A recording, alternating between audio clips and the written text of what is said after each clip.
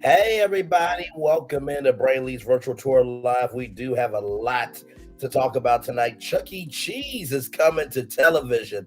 How, you ask? I got the details for you. I'm really excited about this one. Applebees is trying to help out couples and maybe singles too. Maybe. We'll find out. Oprah, what is going on with the color purple? We've heard more about the film. I'm sorry, let me take that back. We've heard more about the behind the scenes drama of the film than the film itself. We'll talk about that. Tamera Hill making a big and bold statement, a big bold move. I'll tell you about that. Beverly Johnson is being vulnerable with the culture and let us know something about herself that you know what? I'm proud that she made it through. And finally, the new cast for Love is Blind has been revealed, and we are going to go through each cast member live. And what I mean by that is we're actually going to pull up the picture. I don't have the cast in my place, okay? So calm down there. All right, let me take down this iconic intro because we have a lot to talk about. Higher is Wayne Lowe's available, but either way, we are live on tour. You hear the virtual tour music, you see the virtual tour background. Then there is me. Hi, everybody. Welcome in. Glad to have all of you here, y'all. I am excited about this one. I literally saw this one this morning, and I gotta tell you something. It is so exciting. Okay, so if you are a kid, okay, you see it. I see it. We all see it. Chuck E. Cheese developing a game show series in development with magical elves. That's right. Chuck E. Cheese arcade heroes will tap into nostalgia with physical competition for adults based on brands iconic games. Chuck E. Cheese, the number one family entertainment company, loved by generations, announced today. Today's the 17th, but yesterday, but basically today, because this is when I saw it.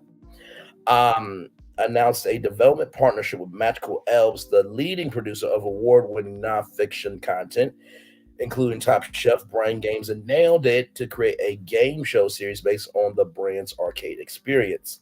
The series will leverage the global awareness of Chuck E. Cheese by tapping into a multi generational fan base who has grown up with the brand. The format will feature standalone comedic physical challenge where duos of big kids, aka adults, will compete in oversized arcade games, including pinball, air hockey, alley roller, and even the human claw. The top ticket earning duo. That's right. You heard me. Tickets are being earned, people. This is no e-card game. This is ticket earning, okay? We'll get the chance to exchange your tickets for prizes off the massive version of the iconic Chuck E. Cheese prize wall. With a legacy spanning over 4 decades, Chuck E. Cheese has been an integral part of the family experience for both kids and adults across the world. Melissa McLeanis, Vice President of Global Licensing, Media, and Branded Entertainment Development for Chuck E. Cheese. We are thrilled to be working with Magical Elves, whose deep expertise in unscripted content makes them the perfect partner to capture the wholesome competitive spirit tied to childhood memories and transform the Chuck E. Cheese experience for television. Chuck E. Cheese is the place where a kid can be a kid, but as grown adults, we still have dreams of ruling the arcade by taking on the iconic games we love, says Magical Elves co-CEOs Joe Scherer and Casey Criley. We are excited to celebrate these legendary arcade games, plus the best of today, all with a supersized twist. The potential series is CEC's Entertainment's first entry into unscripted content. In the most recent announcement from the Global Licensing Media Entertainment Division, the new division has introduced several initiatives as Chuck E. Cheese expands its brand presence outside the four walls, including a licensed merchandise program and original character content. The project was brokered by a creative arts agency. Now, let me tell you something. I am really excited about this because honestly, I have been wanting to make my break on TV for the longest time. And honestly, like, oh my God. You know what?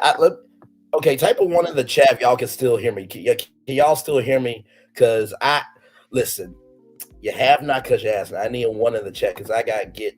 I'm going to do something that I haven't done before. Because y'all know I always say I'm a host, right? with this show that we do. Hey, good story, B. Welcome in. Welcome in. Type of one in the chat. Y'all can still hear me. I have the microphone down. Um, but type of one in the chat because I'm going, okay, all right. Let me take care of the camera on. There we go. Hey, what up, though? How y'all feeling about good? Your man, your friend, and family member, Beverly here. Welcome to Chuck E. Cheese Arcade Heroes, y'all. If you were a 90s kid, this was the place where a kid can be a kid. But what happens when you grow up? Of course, we recreate Chuck E. Cheese for you. We got 4 teams of 2 ready to battle out, and some of the biggest games known to man. Of course, my favorite is air hockey. And guess what? There will be 4 different rounds. Of course, we'll start off with trivia. And then, of course, these games, air hockey, skee ball, the human claw, air glider. And I think there might be a Sky Tubes obstacle course challenge at the end of all that. The 2 final teams will compete in a head-to-head Chuck E. Cheese winner-take-all ticket blaster master, all the whole, in the words of Slide Time Live, the big shaboozy. And they will take their tickets to the legendary Chuck E. Cheese prize, while one of the prizes will be $100,000. This is the energy. This is your show, and this is Chuck E. Cheese Arcade Heroes. Come on. That's how you do a damn intro for a show that ain't even on TV yet. That's how you do it. That's how you're on. That's how you get down. I'm really excited about this. I really, really am. I mean, I already am seeing the set. I see a live studio audience in front.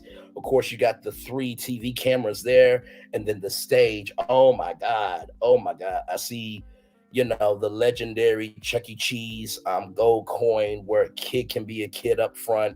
And I see the stage, and you got these big, I mean big sizes of air hockey and pinball and the human claw. And just, let me tell you something.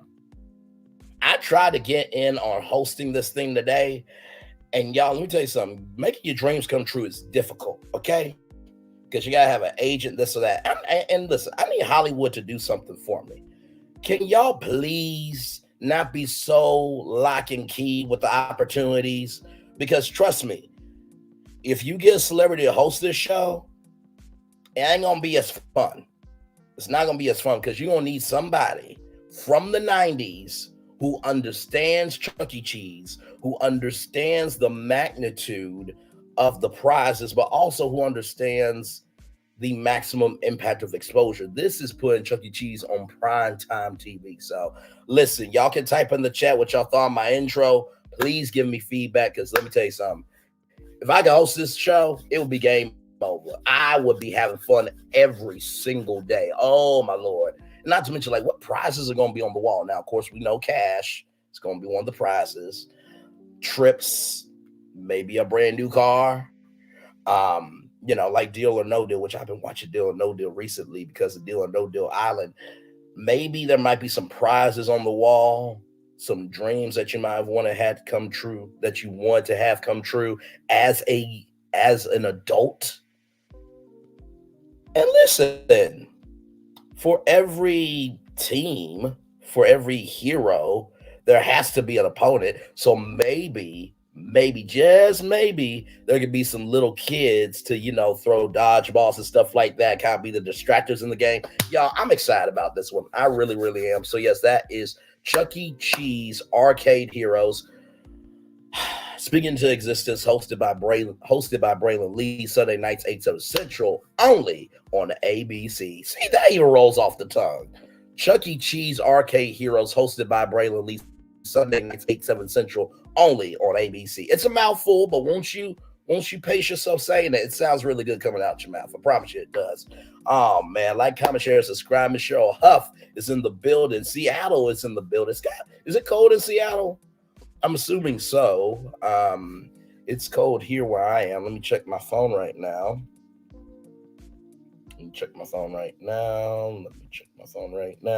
It's been fluctuating up and down with the temperatures all day long. Okay, so right now it's 19 degrees where I'm at. It's 19 degrees. All right.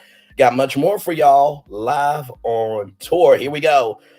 Applebees. Y'all are trying to do it, aren't you? Here we go. Oh, hang on. Let me actually, before that, because, Y'all know we always try to make sure y'all know how to get to this stuff, okay? So this comes to us from a website that I often view called chewboom.com. Applebee's new $200 date night pass includes over $1,500 in food, okay? So, arriving just in time for Valentine's Day, Applebee's unveils the 200 date night pass. Okay. This is a real pass. This is no joke. Available to purchase January 22nd at 9 a.m. Pacific time, which would be 9 a.m. Pacific to Eastern. 12 p.m. Wednesday in Eastern Time. So on January 20, thank you, Google, by the way. On January 22nd at 9 p.m. Pacific, 12 p.m. Eastern, 11 a.m. Central, and that would be 10 a.m. in the mountains, I think. There will be a $200 date night pass that provides up to $30 of food and non-alcoholic beverages during each use. That's right. So non-alcoholic, so you can't get no $5 margaritas. I know it hurt my heart too. It really, really did. But you can use it up to 52 times from February 1st, 2024 through January 31st, 2025. I'm going to say that one more time. From February 1st, 2024 through January 31st, 2025.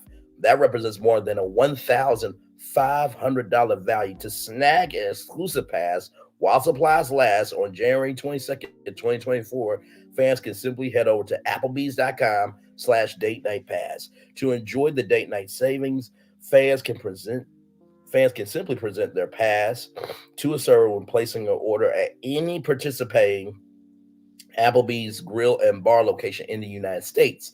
For those who choose to enjoy their time together at home, pass holders can simply redeem when placing an order on Applebees.com or the Applebee's mobile app and entering the 10-character code on the back of the pass in the promo code section on the checkout page. According to the fine print, the pass may be only used once every 24 hours to redeem up to $30 of food and non-alcoholic beverages. Once again, non-alcoholic.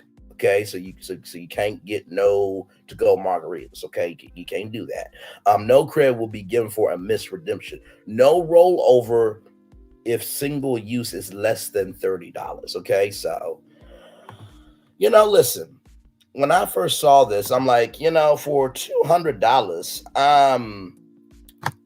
Kastori, thank you so much for your contribution of the weather. See, Kastori says these temperatures to make us feel better about where we are in cold. Isn't she a loving, kind, and gracious individual? Love you, Kastori. You know that. It's all in good love. You know that. So here it is here.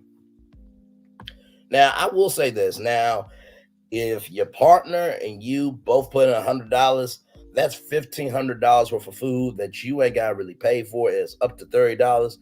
You could do a 2 for $25 pretty much. So yeah, it's only available at $200. So this could be for the first date, next date, or 52nd date as a couple. Our Applebee's date night pass has you covered for every week of the year. I'm gonna just say this now. I'm gonna tell you who else could do this. Okay. No, this is just a thought. But I think Dave and Buster's should do a date night pass. Okay. I'm just saying, up to $30 of Dave and Buster's food and games. I think that would be a vibe. Listen. If you are single, use this pass and have yourself a good time. If you find somebody at Dave and Buster's, hey, you by yourself, got this Dave and Buster's date night pass. Listen, I'm eating by myself. You want some food? Now, I'm not saying it's going to get you a girl, get you a woman, get you a girl, get you a man, but hey, listen, possibilities are endless here. It's 2024. So there are some caveats to this, okay? So you see here, like I told y'all, all that there. Passes are not a gift card, are not refundable. Passes are not valid through third-party delivery providers. So you cannot do DoorDash, you cannot do Uber Eats, you cannot do Grubhub, okay? And passes also do not include tax, gratuity, alcohol, retail, including gift cards or fees. How do you use your Applebee's date night pass? Just present your date night pass when you're placing your order. Like I said to y'all, now which restaurants are participating? This is important, okay? So I'm gonna read them all out to y'all. 3330 Brunswick Pike, Lawrenceville, New Jersey is not participating. 5231 Campbell Road, Nottingham, Delaware is not participating. 1935 North Ocean Avenue, Farmingville, New York is not participating, but you can use in the Times Square location though. That'll probably be best though. 55 US Highway 9 South, Malapan, New Jersey is not participating. 4000 Park Road, Pinellas Park, Florida is not participating. 2901 66th Street North, St. Petersburg, Florida is not participating. 7159 Macedonia Commons Boulevard in Macedonia, Ohio is not participating. 1540 West River Road, North Lyria, Ohio, not participating. 3001 Lefery Drive, Brookings, South Dakota is not participating. 4002 Buffalo Road, Erie, Pennsylvania is not participating. There's a lot of Pennsylvania locations that are not participating. 2725 Market Street, Warren, Pennsylvania, not participating. 7790 Peach Street, Erie, Pennsylvania, is not participating. 2911 West 12th Street, Erie, Pennsylvania, is not participating. 11227 Shaw Avenue, Meadville, Pennsylvania, is not participating. 1 Richard E. Byrd Terminal Drive, Suite 103, Richmond, Virginia, is not participating. In 2400 Aviation Drive, Terminal D, Dallas, Fort Worth, Texas, is not participating. So I'm guessing the terminals is probably some airports. Let's see. Oh, right here. So your date night pass cannot be used with any other offer. Okay, so you can't combine anything. Yeah. Okay. You can sign up for Club Applebees to track your date night pass usage, or email guest.relations@applebees.com. If you lose your pass, which is $200, it cannot be replaced or replenished if lost, stolen, or damaged, or used without authorization. For more information, contact that email. So, would y'all spend? Hey, listen. Jacksonville is now on the list. So if you got somebody in Jacksonville, Florida, it's $200. Okay, now you do 100, they do 100. Y'all got $1,500 worth of food, and just to help y'all out with this, because I'm that much of a loving, kind, and gracious individual. I really am. Y'all see the deal: $14.99 per person. Boneless wings, riblets, and shrimp, all you can eat with unlimited fries, is back for a limited time. Okay, it's for a limited time. It doesn't say when it ends, but listen, 15, that's about $30. You use that date pass, y'all can get all you can eat. Hashtag you're welcome. Okay, you're welcome for a wonderful date night from Brandon Lee. Appreciate y'all. All right, so we got more to come. Lord help. Like, comment, share, subscribe. We are live on tour. Glad to have all of you here. These are the virtual travelers, the virtual tour family. These are the legendary tourists, as the legendary Alf MC calls us. If you want to join us, hit that subscribe button and hit all notifications, so that way you'll know when I go live or upload new videos. Glad to have you all here. We are live on tour. By the way, y'all, have you noticed anything different? Have you noticed anything different on our page, y'all? Have you noticed anything different? Let me see, because something happened today. I don't know if y'all know, but I'm going to show y'all. Okay, y'all let me know what's different. Can y'all let me know what's different? Let me zoom in for y'all. Let me zoom in. Can I zoom in? I think I can. Can y'all notice anything different there? Can y'all notice anything different. We made it to 1,550 subscribers today. Thank you, thank you, thank you, and thank y'all so much. We are on our way to 2K Bray. Now listen, that 2K Bray came from 10K Tay, okay? So that's Tay thing. But we are on our way to 2K. So from the bottom of my heart, the depths of my soul, the foundation of my being, thank y'all so much for seeing me, believing in me, investing in me, giving me some of your time, and just giving me some of your good energy, because you could be anywhere in the world, but you're here with me. And for that, I appreciate y'all. We're climbing over here. We're climbing over here. By the way, one more thing. Let's get an update, shall we? Let's get an update here. Let's get an update if we can. Let me see. How do we do this here? Oh, let's get an update on our total view count, by the way. Let's get an update. What does that say, y'all? What does that say? 84,257 total views. Once again, 84,257 total views. Once again, I love you. I value. I appreciate y'all so damn much. All right, let's roll on. We got more live on tour. Let's talk about it. We've heard more about the behind-the-scenes drama of The Color Purple than the film itself. This comes to us from Media Takeout. The Color Purple is flopping, and executives are blaming Oprah and Taraji P. Henson over the flop. Y'all, let's talk about it. Media Takeout learned that Warner Brothers, the studio behind The Color Purple, is currently in turmoil. Media Takeout has learned, allegedly, everything's alleged in our opinion for entertainment purposes only, over the poor performance that was the box office.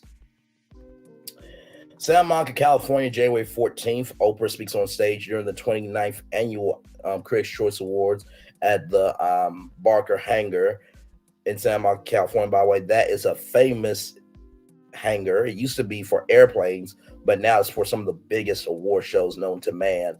So it says here, Color Purple is a box office flop, hasn't received any major recognition by any of the upcoming award shows.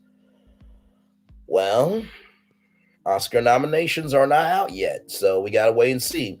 Around Christmas, Oprah explained that the movie appeared to be doing well. Oprah told fans that the movie made $18 million in a single day. So let's hear from Lady O. Family, here we are. This just in from Jeff Goldstein, head of marketing for Warner Brothers. Team TCP, Merry Christmas and congratulations on our launch. TCP is off to an amazing start. The whole crew is there. We're exceeding aggressive expectations. Yes! We're now headed at the moment to come in the range of 18 million today. Yes. At One this day. level, TCP would be the largest Christmas Day opening. Right there. Look at the baby there. Look at the baby. Over, and we still have evening shows left, so these grosses aren't final yet. Okay. Yes. There you go. Thank you. There you go. Thank you, America. Yes! Thank you, America. Thank you, America. There you go. So that's from Lady O. But IMDb, which, if you don't know what IMDb is, it is a website where not only can you get reviews, if you get IMDb Pro, you can also get context in the industry, but also it tells you the numbers of the game from all different types of movies and ratings from TV shows and this, that, and the third. According to the popular website, The Color Purple made less than $12 million in the opening weekend and has to date grossed $58 million. Now, that gross number, $58 million, does not go to the studios. Media Takeout learned one studio executive explained the studio will only get about $24 million. The other half will go to the theater that showed the film. So if you look here, domestically, $58,202,300. You see the growth, you see the opening, $11,737,072. Gross, $58,202,300 with a budget of $100 million. Plus marketing, the film as of now has lost at least $75 million. And we're told that studio executives at Warner Brother are placing the blame at Oprah and Taraji over the flopping. One insider told Media Takeout executives blame Taraji P. Henson for derailing the promotional efforts of the film and using it as a selfish opportunity to change her personal narrative as an aging, underpaid actress. Oh, I mean, that's kind of effed up a little bit because y'all are the one that allowed her to be in the film. So that's kind. And by the way, shall we pull up a picture of Taraji P. Henson? Shall we pull up a picture of the beautiful Taraji P. Henson, because I really just want to know where the age is coming in. I just would really like to know where the age is at, because I ain't seeing it. Not one damn time. I'm not seeing it. I'm not seeing it. Hey, Tanisha, welcome in. Glad to have you here.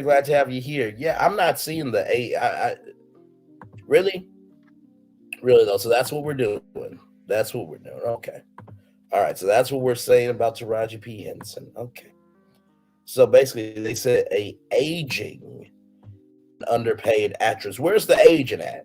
Let me zoom in on this blackness. Let me zoom in on the. Oh no, let's go back. Okay, so where's the agent at? Somebody explain to me where the agent at, because I ain't seeing it. I'm not seeing it. Not at all. Not here, not there, not anywhere. Where is aging at? Now, if you're talking about the facial features and the curves and her essence of her beauty and her personality, her soul, that black don't crack that part. Black don't crack. So that's just some ish. Okay, that's some ish.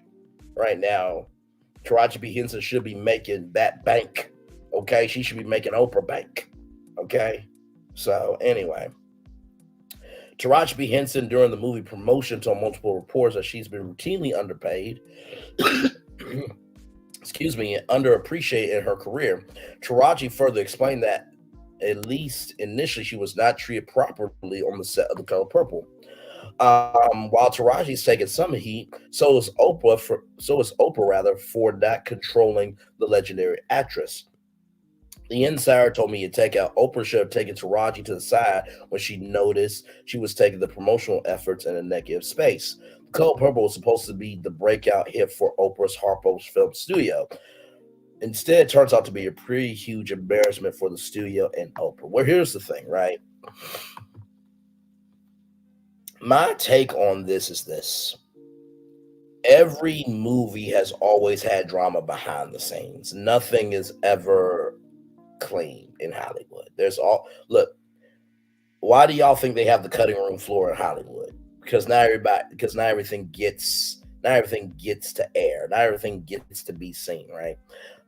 In Black Images, my good professor and good friend Tracy Williams, shout out to you, Tracy, love you very much. She taught me that the image that we finally see is not the final image. It has been filtered until it gets to us, where there's probably been 10 revisions before it finally got to us.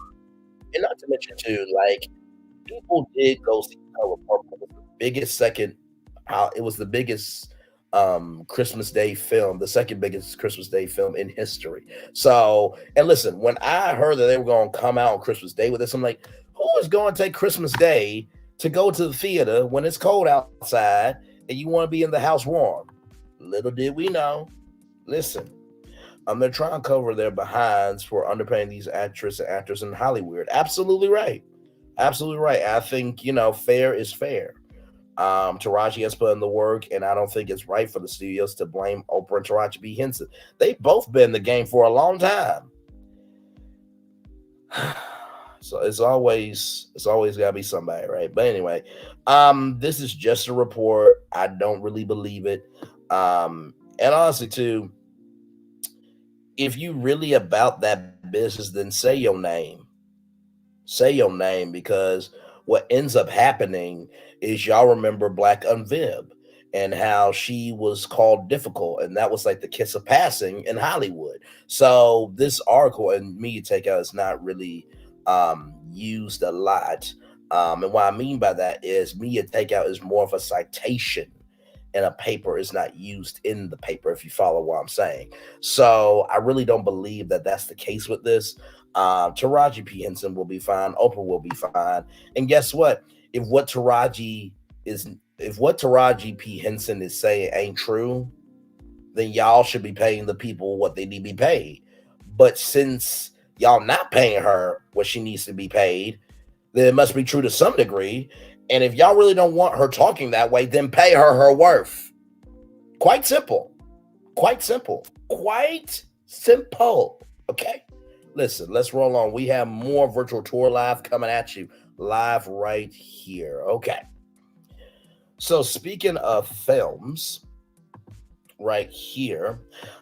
This comes to us from blacknews.com. Black-owned streaming platform releases its first original film, workplace drama, worldwide partnership with Tamera Hill Productions. Tamera Hill has graced the stage of multiple streaming platforms, including Netflix, PureFlix, BET Plus, Amazon Prime, and others. So it's called Workplace Drama, All Play and Work. Tamera Hill, in collaboration with Hidden Gem Entertainment TV, I will show y'all that in a minute, announces the debut of this electrifying musical comedy about the workplace and stereotypical employees and the workplace dramas that follow them home. Miss Hill is known for producing top quality films and plays in the entertainment industry via the big screen and stage, now expanding niche content to the world through independent filmmaking on the streaming platform Hidden Gem Entertainment TV. Workplace drama, All Play, No Work, with its stunning cast starring Daphne Springs, a sassy, smart, and sophisticated comedian, actress, and writer who has taken over Los Angeles with her wit. Lexi Allen, a star-studded gospel singer extraordinaire known for her social media comedic influence. Samson Logan, a national recording artist, actor, and author, standing center stage in plays produced by the talented Jacarius Johnson. Yana Crawley, a contemporary gospel singer and musician. That's who Yana Crawley is, best known for her performances on BET Sunday Best, and introducing newcomers Ty Ryan, William Buckhalter, comedian Kenny Mock, Shamia Crawford, and more. Watch this aesthetically eye-pleasing and Watch this aesthetically eye-pleasing musical film with nonstop laughter, drama, and epic singing, streaming on Hidden Gem TV, also with access on Roku, Fire Stick, and Apple TV. For more information about Tamera Hill Productions, at tamerahillproductions.com, and for press inquiries, contact info at tamerahillproductions.com. All right, so I'm going to show y'all the website here. Very nice website. I'm not even going to front like that. That's hot. That right there, that's really cool. So let's enter.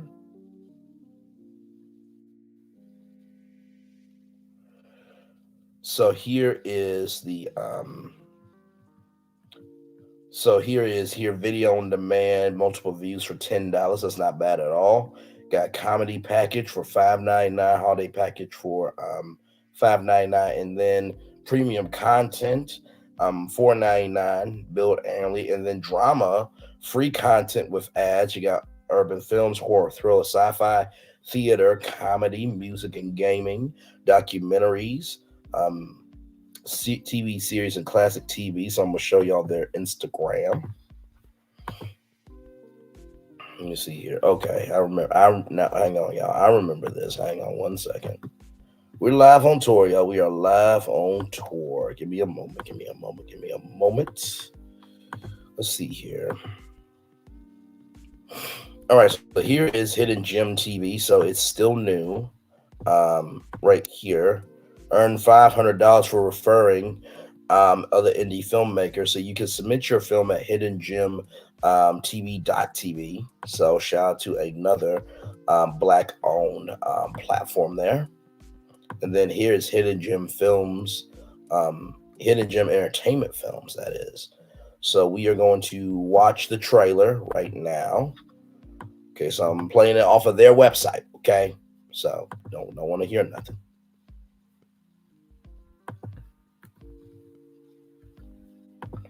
Okay, let me flip it, reverse it, wind it back.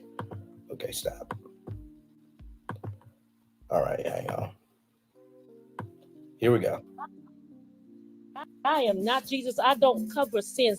I expose them like the two turkey breasts coming up out that shirt. That's what I A workplace comedy classic. And I don't want him to pass me over for the new position of Vice President of Operations.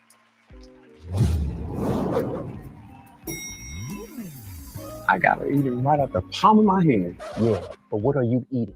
Oh, God, please, guys, don't answer that.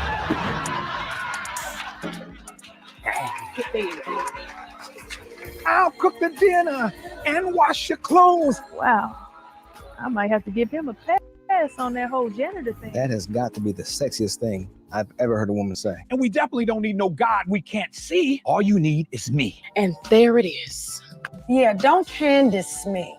Because you have a lot of explaining to do, sir. I ain't gonna lie to you. Women are a gift from God.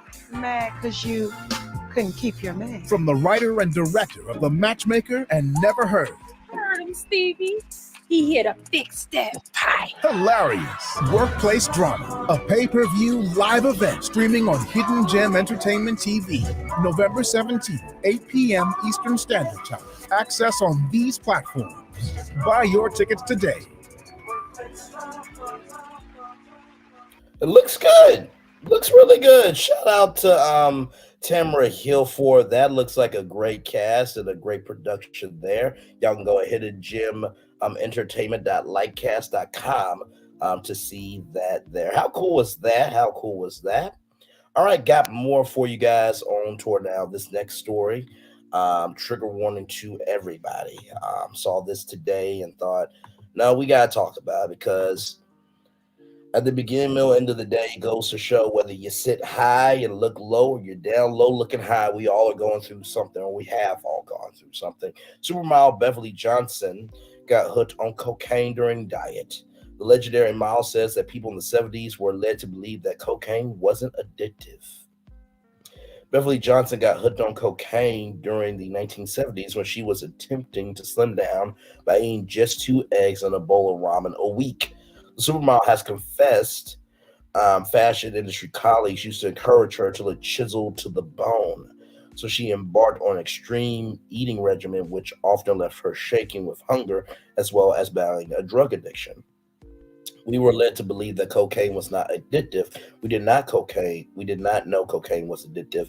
Everyone used drugs back in the day, but that particular drug for miles was used because we did not eat. She told New York Post column page 6, I remember eating 2 eggs and a bowl of ramen and a bowl of brown rice a week.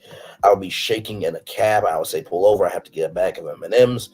I would just stop and get the shakes. We did not eat. Every time we came to work, they would say, yes, chisel to the bone, girl.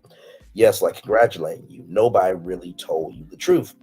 Johnson went on to reveal that she got a wake-up call from her mother, who put her in a 3-way mirror and forced her to look at her emaciated body. It was the first time I saw my bones looking back at me. It was a major wake-up call for me, the legendary model added. It comes after Johnson revealed that she tied the knot with her fiance, Brian Malayan, in secret last year after deciding she wanted to get married for her 71st birthday. Wait a minute. She's 71 years old. Black ain't cracking. I ain't matching Beverly Johnson, 71 years old. God bless you, beautiful. During an appearance on Sirius XM's Sway in the Morning, she confessed the couple who had been together for 12 years sneaked off to Las Vegas to marry in a low-key ceremony. 2 days before my birthday on August 13th, he kept saying, what do you want to do for your birthday? I sat up in bed on August 11th and said, you know what I want for my birthday? To get married. It was just the right moment, she explained. Well, first of all, Shout out to Beverly Johnson for being so vulnerable, open, and honest about her journey with substance abuse and, being addicted to cocaine. Um, I feel that in Hollywood, or Hollywood, as some of you like to call it, everybody is trying to figure out the best way they can handle life and not let life get to them, but let them handle their life. And I'm glad that she's over that now. And we also have to recognize too that just because somebody comes out with their story doesn't mean that they are on it. You know what I mean? Um, every test we go through can be used as a testimony. Amen. So I just wanted to shine some light on Beverly Johnson for being so transparent with her story there. So shout out to Beverly Johnson. By the way, her daughter, Anita Sims, is such a beautiful queen, and Matt Barnes, I think they were married, but then they got divorced, but now they're back together again. They're supposed to have a new reality show coming to WeTV very soon, actually. So shout out to that wonderful family as well. And shout out to Beverly Johnson for paving the way for many Black women and MIPOC women, minority indigenous people, color women, to be able to be a model. Her, Naomi Campbell, Tyra Banks, and that's the thing too. Everybody has to be the first at something, so everybody can be somebody. And then we need to recognize those people and give them their flowers and love them while they're still here. Amen. All right, y'all. It's time. It is time. Now, I'm not gonna play nothing from Netflix because I don't want to get struck. But this is the well, it's playing, so I didn't play it automatically. So this is the season 6 cast of Love Is Blind. One guy is a huge Adele stan, while one woman has never used a dating app. This comes to us from Tudum. So Tudum is a blog site, an in-house blog site from Netflix. You hear that? Tudum. That is the sound when a Netflix original series starts playing. So they named that. They named this blog Tudum. So with that being said, the cast is today. With your real love, that risk at all. Can't stop thinking about Brett and Tiffany kind of love doesn't come easy. But trust and believe the singles we will meet this season of Love Is Blind are ready to put in the work when the pods officially open on February 14th, Valentine's Day. Just like the many pod squads before them, 30 new men and women will enter the dating experiment to disrupt the swipe-happy world modern day and attempt to forge genuine relationships. Hailing this time from Charlotte, North Carolina, the season 6 group will lead with their hearts first and get engaged without ever seeing one another. The connections they will make will set the stage for an unmissable journey full of twists, turns, and love triangles that will put each of the couples to test after they leave the pods and return to real life. Co-host Nick and Vanessa Lachey. Oh, my Lord Jesus. Vanessa, calm down with the baby questions this year, okay? And Nick, just be mute and simple and just smooth, okay? There's a lot going on with them guys. So anyway, co-host Nick and Vanessa Lachey will once again guide the group to the altar where only then the contestants will be able to answer the question, is love truly blind? Now it's time to get better acquainted with the 30 eligible singles entering the pods. Before the cameras even started rolling, the group spilled about their dating strengths, weaknesses, as well as the major deal breakers and the relationship goals. So we're going to start with the women here. So this woman right here, by the way, I like the outfit. Nothing wrong with a whole jumpsuit. Nothing wrong with that.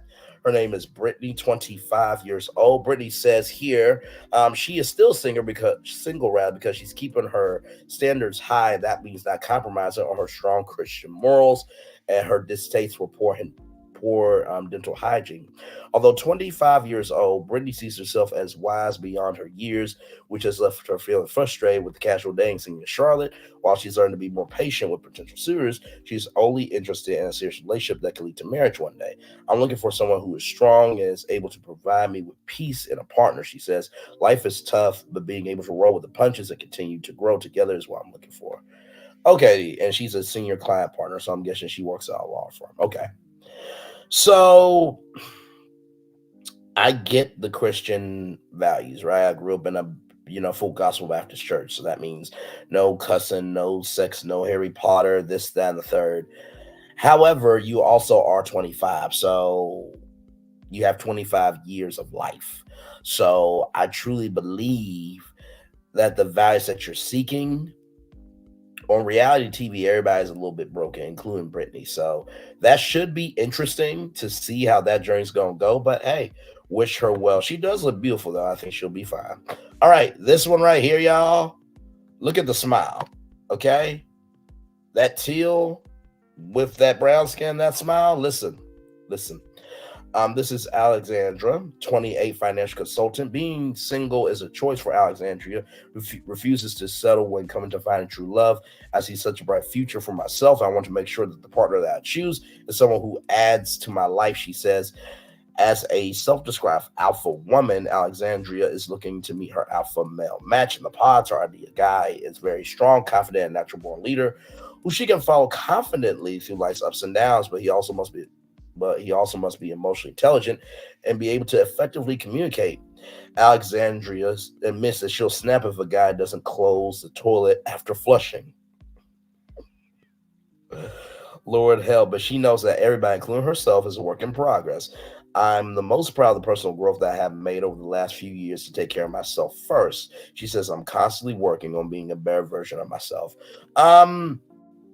I think Alexandria will be fine. I mean, first of all, I went to her Instagram. By the way, shout out to Netflix, because y'all got some curvy women on this show finally. And I was like, oh my God, they actually did, because Vanessa Lachey, Nick's wife, said that BBWs don't have enough confidence and to know who they are to go after what they want, which, Vanessa, no one asked you. No one asked you. Me and the Zinga and Monica host Love is Blind, More to Love, okay? We can host the BBW plus size edition because y'all can't handle it. But that's neither here nor there. But Netflix, that should be a spin-off show. I'm available to host it, okay? Listen. The only thing I will say about Alexandria is that she wants a alpha male match, and she's an alpha woman, which means she take charge. It's about her business. She goes after what she wants. There was something in the interview with Carlos King and Nene Leakes that really stuck with me. Nene said, I didn't try to reduce Greg's role as a husband, but when I did that, though, he did feel insignificant. So from what I've heard, men like to be a solution, so you don't want to be able to take over everything where he can't contribute anything. But besides that, I think she will be fine. I really do. All right, next person. Yeah, listen, they're coming through, aren't they? They're coming through. Amber Desiree, or AD, is 33 years old, as a real estate broker, asking really surface level questions about her physical appearance, and the pause is an automatic turn off for Amber. It says she's looking for that forever type of love that stems from a soul connection, as she's wasted enough time on men who aren't ready to commit. Timing just hasn't been on my side. She says, I've always been ready, that I meet people who are either halfway ready or lie to me. Amber's idea guy is empathetic, smart, masculine, just an overall good person. Who can handle her tendency to be a bit pushy at times. So former New England Patriots cheerleader is also looking for someone to join her for her morning workouts in the gym, where she can be found 4 times a week. I mean, listen, being a cheerleader in the NFL, right there, what's understood doesn't need to be explained. By the way, that was a really nice color. It really pops out her skin. That was really a nice color. Let's see here. Ultimately, respect and friendship are at the center of her ideal marriage, and she's not going to sacrifice for integrity, for love. I stand strong in the things I believe in. She says, I'm a strong, proud Black woman. These are the things I will not bend on. You know what? I think she'll be fine. I think the biggest thing is, how pushy will you be? And are you willing to compromise? So, y'all, we're going through each one of them, so that way y'all know exactly who's coming on this show, okay? So it's going to be a minute. This person right here, her name is Mackenzie, 25 years old and a makeup artist. As a former high school athlete, Mackenzie racked up thousands of points on the basketball court back in the day. However, she feels as a 6-foot tall woman, her height hasn't necessarily helped her off the court. I've been very picky being such a tall female. She says this experiment is going to be so good for me because I'm going to genuinely fall in love with someone for who they are, not what they look like. The hookup have you seen in Charlotte hasn't helped either. Most of the guys Mackenzie has met in real life or swipe past on dating apps aren't ready to take the next step. Now it's what's on the inside that matters. And for Mackenzie, that means extremely caring, empathetic man who believes in God and wants to have children someday. When I'm blessed enough to have them myself or adopt, I was born to be a mom. It would be a deal breaker if they didn't want to have any children. She says if she does find that guy, Mackenzie can't wait to get sporty with her future partner and sign up for a sand volleyball league. Okay, so she's an active woman. And listen, I mean, 6 foot tall, that's a tall woman. I'm about 5'7", so 5'7", 6 foot. That's not too bad.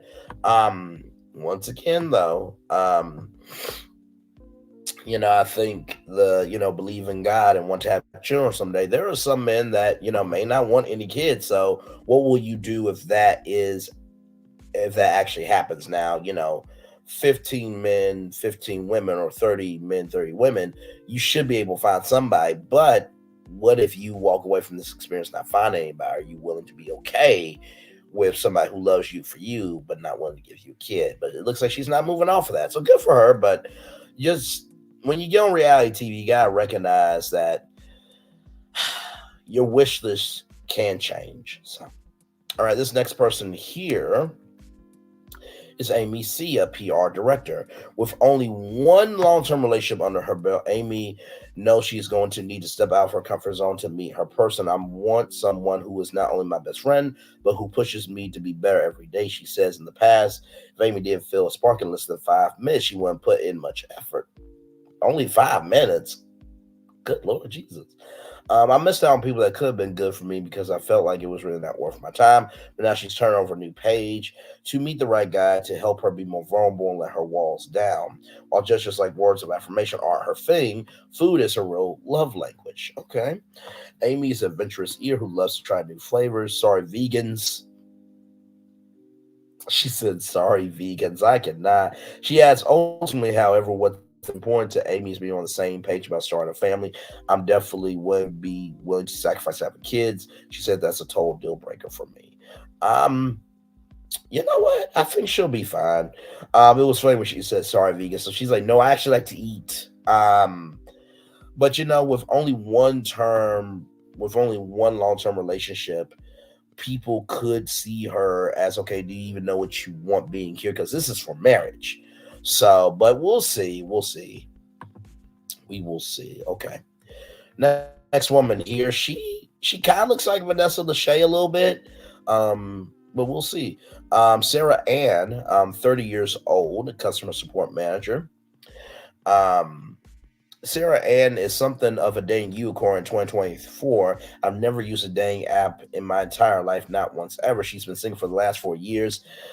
Being single for the last 4 years has primed Sarah Ann to make the most out of the experiment, and she's looking to break some bad habits. I built up this ideology that I'm independent. I can do everything on my own. I don't ask for help.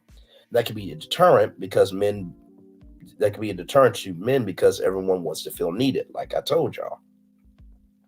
Sarah Ann is searching for a thoughtful, funny, extremely playful guy in the pods, someone who will embrace her religious life as faith is something that she's not willing to compromise on, but love is all about timing, and if Sarah Ann can stop being so late to everything all the time, oh Lord. Her future husband might be waiting on the other side of that glowing blue wall. So wait a minute. So what I'm noticing, there's a lot of women of faith on this show this season. That's very, very interesting. Because usually on dating shows, it's usually just about like, hey, do I like you? Do you like me? But there's a lot of women of faith on this show. So that should be many interesting conversations. And then being late to things on time. Lord Jesus. I don't know. But never used a dating app though. Like not even just to look. Okay. Because everybody's not the same. So this person right here, her name is Danette. I'm a flight attendant. Danielle wants to build a strong foundation with her future husband and a beautiful home on top of it to flex her do-it-yourself skills. I want to tear the house down, put it back together, make it real cute. She says, my guy has just My guy just has to want to help because you don't have to do the tile with me, but just carry the tiles upstairs for me. In the experiment, she is seeking an extremely support person who can cheer her on and believe she can do anything, even if her ideas might seem wild. Oh Lord. Oh Lord. Oh no, no, no, no, no, no, no.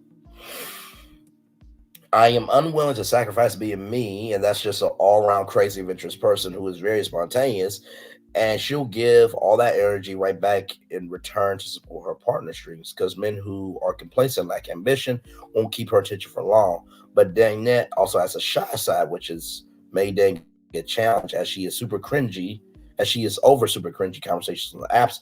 Most of my life I've been so introvert and a hermit that I missed out on so many opportunities, she says. But lately I've been pushing myself to get out of my comfort zone. Good for you. I mean, first of all, you're an introvert, but you're a flight attendant, though. I mean, here's the thing. I was talking with a coworker about this, and we were talking because they want to potentially be a flight attendant. People who have been well traveled have a expansive mindset and point of view than our singular mindset just being in the United States. So I feel like she will have a lot of stories to tell.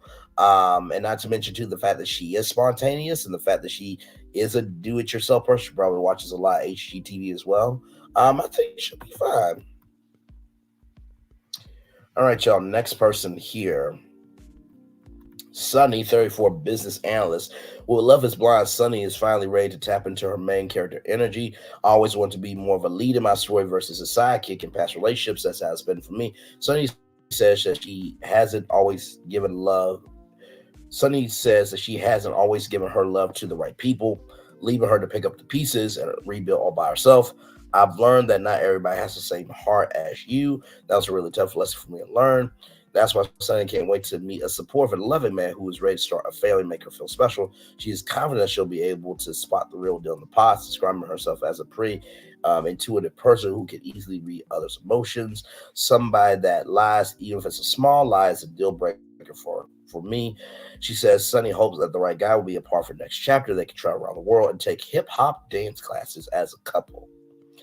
It will be a beautiful thing just to share your life with someone who never makes you question who you are or your place in a relationship. Very interesting. Very interesting. So I guess, the bridesmaid never being a bride. I can kind of understand that. I mean, I feel like everybody's either been a bridesmaid, never a bride, or a groomsman, never a groom. So she's a very intuitive person who can easily read others' emotions. Well, I mean, this is reality TV. Things can switch up very quickly, son. It can be gloomy very quickly. This next person here,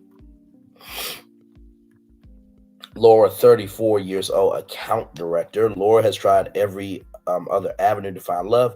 Now she's coming to Love is Blind with high hopes for a genuine connection. I'm so ready to find love through this experiment. She says, I need to quit putting people in a box and thinking I know everything about them by the way that they look. With a few long-term relationships under her belt, Laura knows what she wants, more importantly, what she won't put up with. I've dated playing guys who have no idea who they are, where they're going, looking for someone who is sure of themselves. She says that's why Laura will gravitate towards real men over mama's boys. I'm in the possible world, settle down, tie the knot. She is still learning to lean into compromise, especially when it comes to household chores. She's classed with past partners about her extremely particular cleaning habits. Aside from a spotless home, a shared appreciation music is the quickest way to her heart. Which is not climbing the corporate ladder at work. She loves attending music festivals around the world. Well, here's the thing. I mean, I get Mama's Boys. There's a show called Smothered on TLC that, oh my God, just, oh Lord. But also, too, I think someone said this to me one time. Hey, Swamp Talk. Hey, I was speaking about you earlier this morning. You did such a great job last night. So enjoyed you on your channel. You did a great, great job. Love you as always, gorgeous. I mean that. Glad to have you here. Thank you for stopping by. I appreciate you. Love you. And, here's the thing. People have said if you want to know how a man will treat you, look at how he treats his mama. And that's real talk, because if he doesn't care about his mama, that's going to showcase the behavior that he'll give towards you. So I wouldn't rule out Mama's Boys all the way. Just watch their engagement with their mama. That's all. So we shall see. All right, next person up here.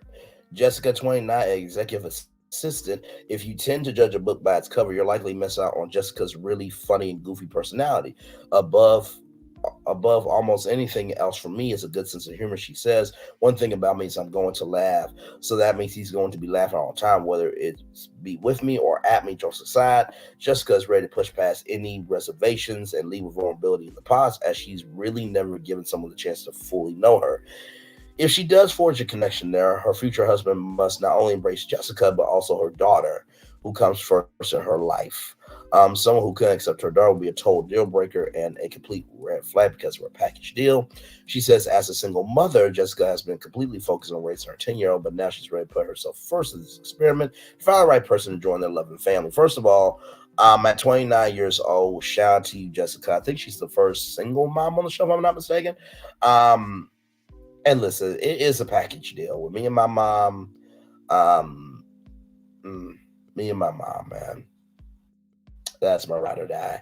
And when my dad came into my life, my mom said, "Listen, my son's a package deal," and I can only imagine what it is to try to find a man who loves you, loves your kid, is not off the wall crazy, because there are crazies out here, as we have seen and have report here live on tour.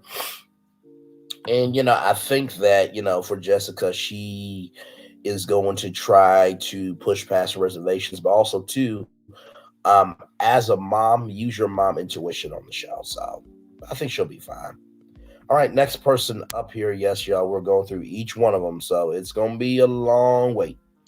Danielle, 30 years old, corporate communications. Okay, look at that. Corporate communications with that smile. There you go. Bringing masculine and emotional maturity to a conversation. And Danielle will immediately take notice. Most guys she meets these days seem intimidated rather than motivated by her professional success. So she's looking for a manly man who can keep up. In addition to her marketing career, Danielle's also in the Navy Army Reserves. Shout out to you, Danielle. Thank you for your service. What she says surprises people. They're like, "You're in the Army?" Yes, I can get down and dirty, relying on dating apps. That's left Danielle feeling frustrated by endless conversations that go nowhere. So nowadays, she's all about meeting face to face, in this case, wall to wall. Dating is really difficult in this day and age. She says it's hard to find someone on the same page and as mutually invested in you as you are in them. Having just moved to Charlotte, Danielle starting a new life in the city without knowing anybody. She's proud of herself, being resilient throughout the entire process. When she's not looking to compromise on her freedom, Danielle knows that there's a guy out there who wants to take the next step together.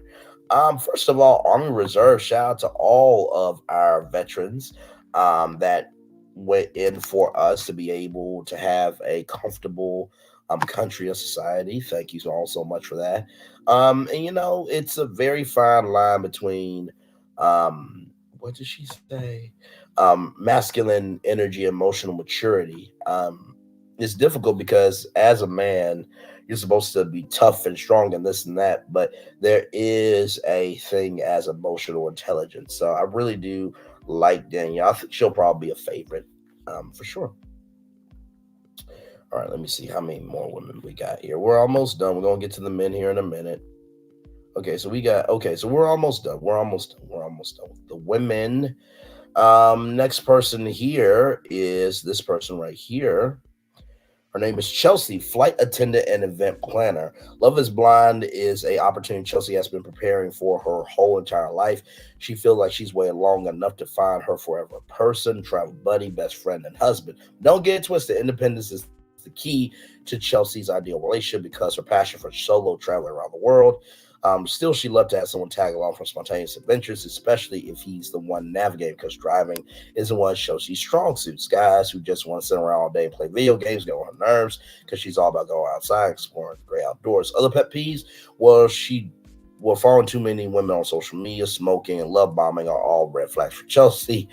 She's ready to give them the green light, but only to the right person, someone who can break down barriers and connect more on an intimate level. Here's the thing, right? When it comes to like following women on Instagram, okay, first of all, I do follow okay. I will say this, right? Oh, wait a minute. Hang on. Oh my God. Wow, y'all. So listen, let's take a break for a minute.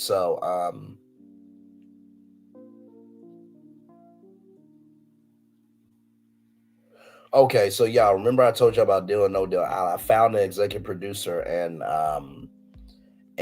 said y'all gonna do a live after show. And they told me that NBC will have a broad digital and social strategy that they'll be rolling out in the coming months. Wishing you all the best. That was very nice of him to respond to me.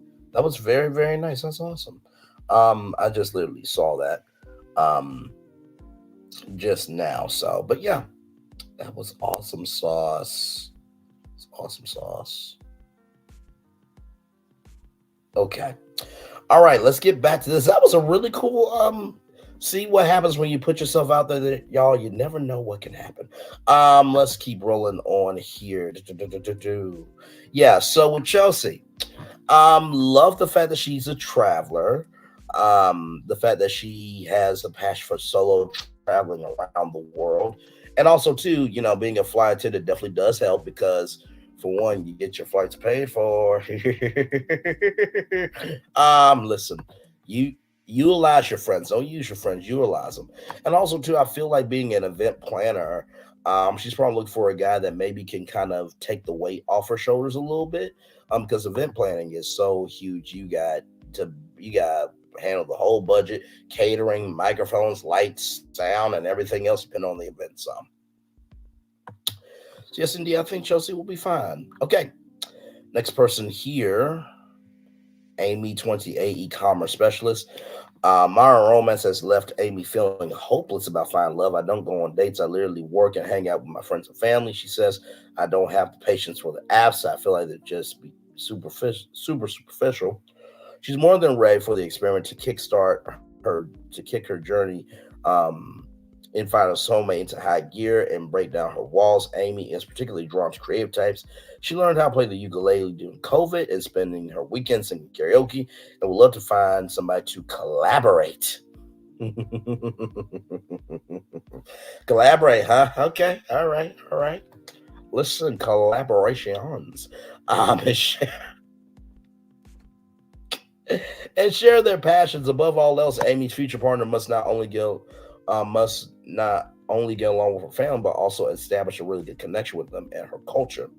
Also, doesn't hurt if there's a guy there who can snap a good pic. I love taking pictures, and he better be ready to be an Instagram photographer. Oh my God, that role where you get the phone handed to you and ready 1, 2, 3, 1, 2, 3, and 1, 2, 3. But yes, indeed. Um, mm, I feel Amy on this. I'm on the dating apps too, and oh Lord, sometimes it is difficult to find love. It really is, especially someone who will be serious with you, who won't play with you, and who really will give you a legitimate shot.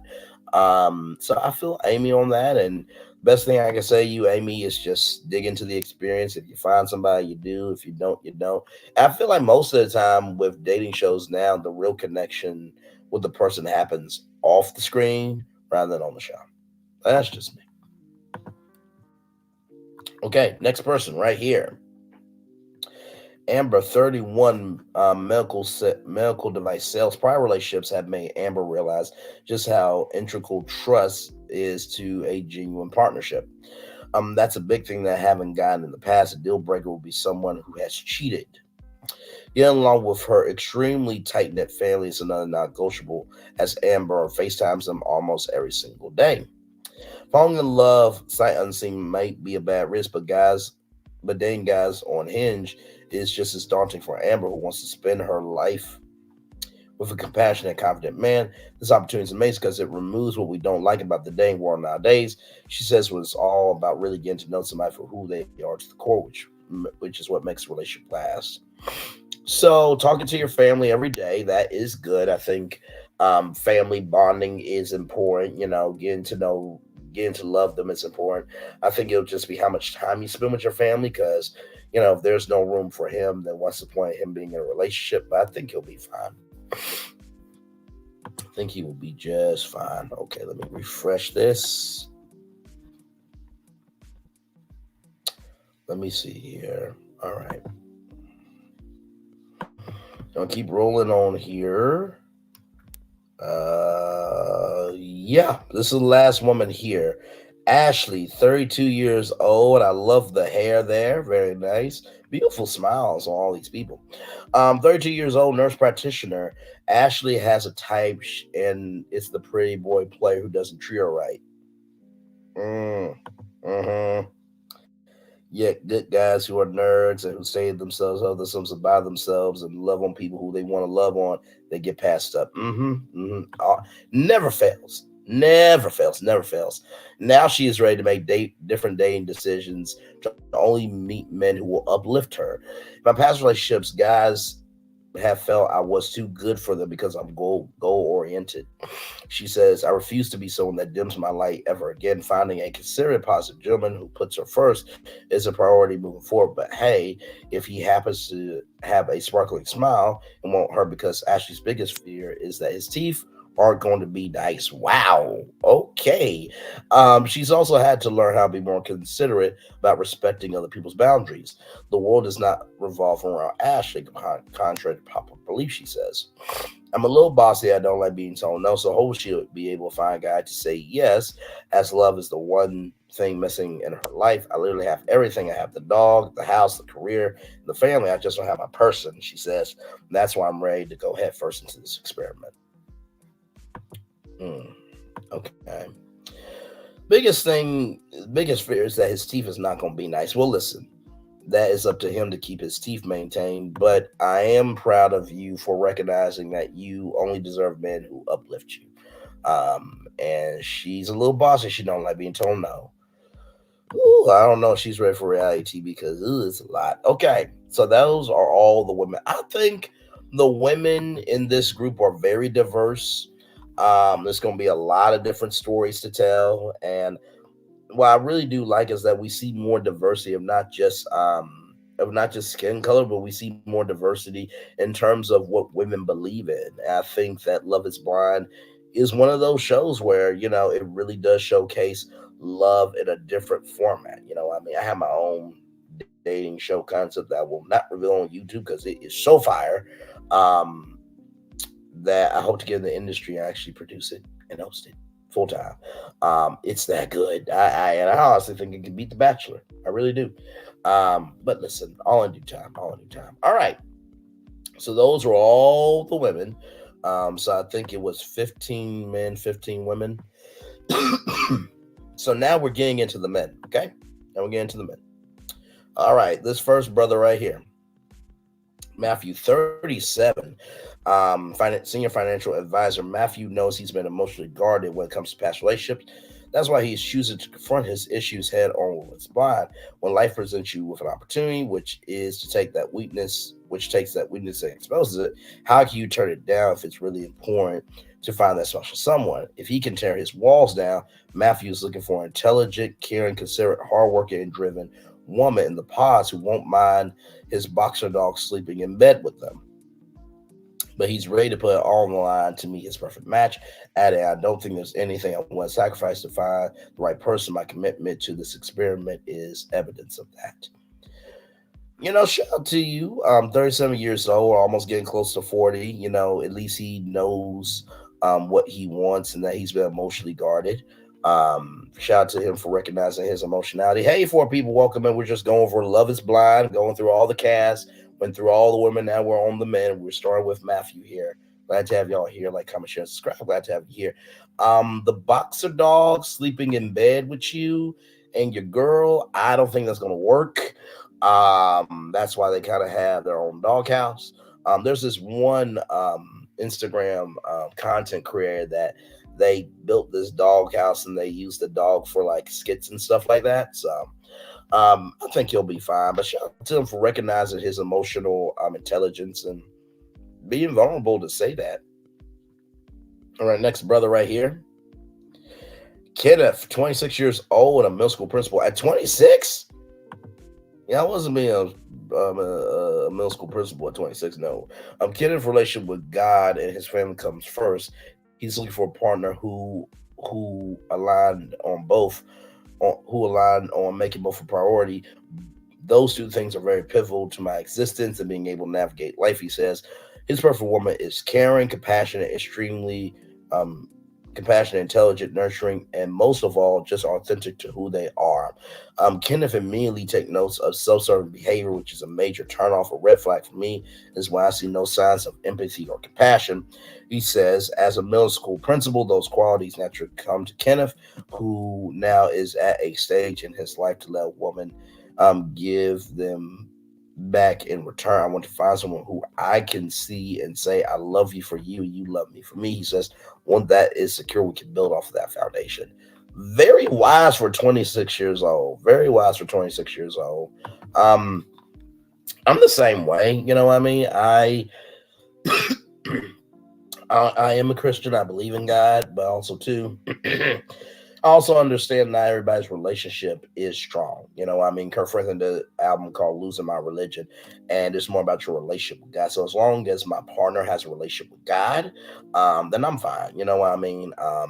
Some people go to church every Sunday. Some people go to Bible study. Some people, pull up, Joe Osteen on TV, watch it. Some people turn on the radio and listen to God. So as long as you are trying to get your relationship however you want to receive it, fine. So at 26 years old, very wise brother, Kenneth. Very wise brother indeed. All right. Next dude here, Austin, coming in with the plaid, man. Coming with the plaid, and I think those are the socks. Okay, but I do like the shoes though. Let's zoom in on the shoes. Yeah, look at those Nikes, man. The red and black and white. I like those. All right. Austin, 27 years old, sophomore sales. Austin's a bare bones kind of guy who appreciates light, simple pleasures. I work hard, love my family and my friends. He says one thing I love to do for a partner is just have a morning conversation over a cup of coffee. Open and honest dialogue is non-negotiable for Austin, whose ultimate deal breaker is when people don't communicate their feelings well when things are bothering them. That part. My biggest pet peeve with, the people in my life, don't ever feel so alone when you cannot call me. If you need me, call or text me. Okay? Because, listen, at the beginning, middle, end of the day, life is too short. If I can be of help, I can be of help. So I'm proud of him for recognizing that. And if you can't communicate, then you can't be in a relationship. Just saying, from my point of view. Okay, so he's also learned that people's actions can stem from things that happened to them that weren't their fault. So he's also willing to be patient with the right person. Austin said his best quality is being able to stick to things that he loves, including playing the guitar, regularly attending music festivals, and practicing and jiu-jitsu, which he has been doing over the past 8 years. Oh wow. Okay, all right, so he'll come through just fine. Now listen, this look right here. Listen, you see these glasses? Look at those glasses right there. I'm not mad at the glasses game. That was clean. That was a clean one. I like that.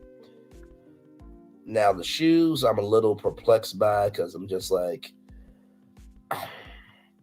I guess the socks go with the tie, I guess, but I feel like if he just would have done, a solid black shoe, maybe, or a solid blue shoe, I think would be fine. But it's a good outfit. Jamal, 32 years old and a store director. For Jamal, dating compatibility don't come from manual. If they did, he would have mastered them by now. Having swiped his way through his 20s at this big age, I'm ready to find love in this experiment because I'm tired of dating, he says. I'm someone who has experienced a lot in life, and so at this particular juncture, it's the right time for me to become a husband, raised in a tight-knit household with strong Christian morals. Jamal is seeking a family-oriented soulmate who can blend well with his Jamaican and Liberian community back home, and hopefully she won't mind his habit for bursting out into song, as he has a tendency to belt out Chris Brown or Tony Braxton. Oh my God, not the I love phone forever, come and love me forevermore, baby. This is how we roll. You know what it is? What run it is? How we roll. I cannot. But you know what though? Tony Braxton is a vibe though. Hey Yolanda Cameron, welcome in. Glad to have you here. But yeah, he belts out to Tony Braxton like, he wasn't man enough for me. Um, by the way, y'all, can we just say Tony Braxton's a legend? Like, really, she is. I've never seen her in concert, but when she does the "I love you, drive me crazy, thinking about you, baby." I swear, if I'm at a Tony Braxton concert and she sings that, or "I love her forever, come and love me forever." All right, concert over. Y'all can all go home. Y'all can all get the hell out of here. Well, bro, I don't give a damn and got more to say. I'm going to come and love you forevermore. Hell. I'm going to come over and come through. Listen. Anyway, I need to stop. Hey, Sunshine Rays. Welcome, man. Glad to have you here. We're just going through the cast of Love is Blind. Jamal is 32 years old and store director. He sings and belts out Tony Braxton and Chris Brown from time to time, so he hopes that his woman doesn't mind him doing that. But Jamal knows his true love will embrace him fully as he's searching for someone who's able to receive him for who he truly is. He sounds like a good dude. A lot of Christian morals on this season, really. I mean, from the women, some of the men as well. Okay, next brother here. Let's see. Jimmy, 28 softball sales. I don't know why. You know why I said like Steve Higgins, Jimmy Fallon. Lord help. So Jimmy is so ready to get married. In fact, he's been for a while now, but dating in the real world hasn't been working. His need for someone to check every box has led Jimmy astray in past relationships. So now he's trying to get to know someone and build a connection. As a first-generation college student on both sides of his family, Jimmy is hoping to meet a woman whose ambition matches his own. If not, she says she must at least push him to become the person he wants to be. Otherwise, Jimmy says he's very open-minded when it comes to dating, and he's a self-admitted loud snorer, and he's hoping his future partner will be too. Now listen. I have snored on YouTube. Okay, I was knocked out. The Onyx clap, I have snored. My family says I call the hog, so I am a snorer as well. I've denied it for years, but it's what it is. But listen, when you're tired, you're tired. Now I will say this: Jimmy is hoping to meet a woman who ambition matches his own. Nobody's ambition will match your own. It can complement you, but it should not match you, because if it matches you, there's nothing unique about her.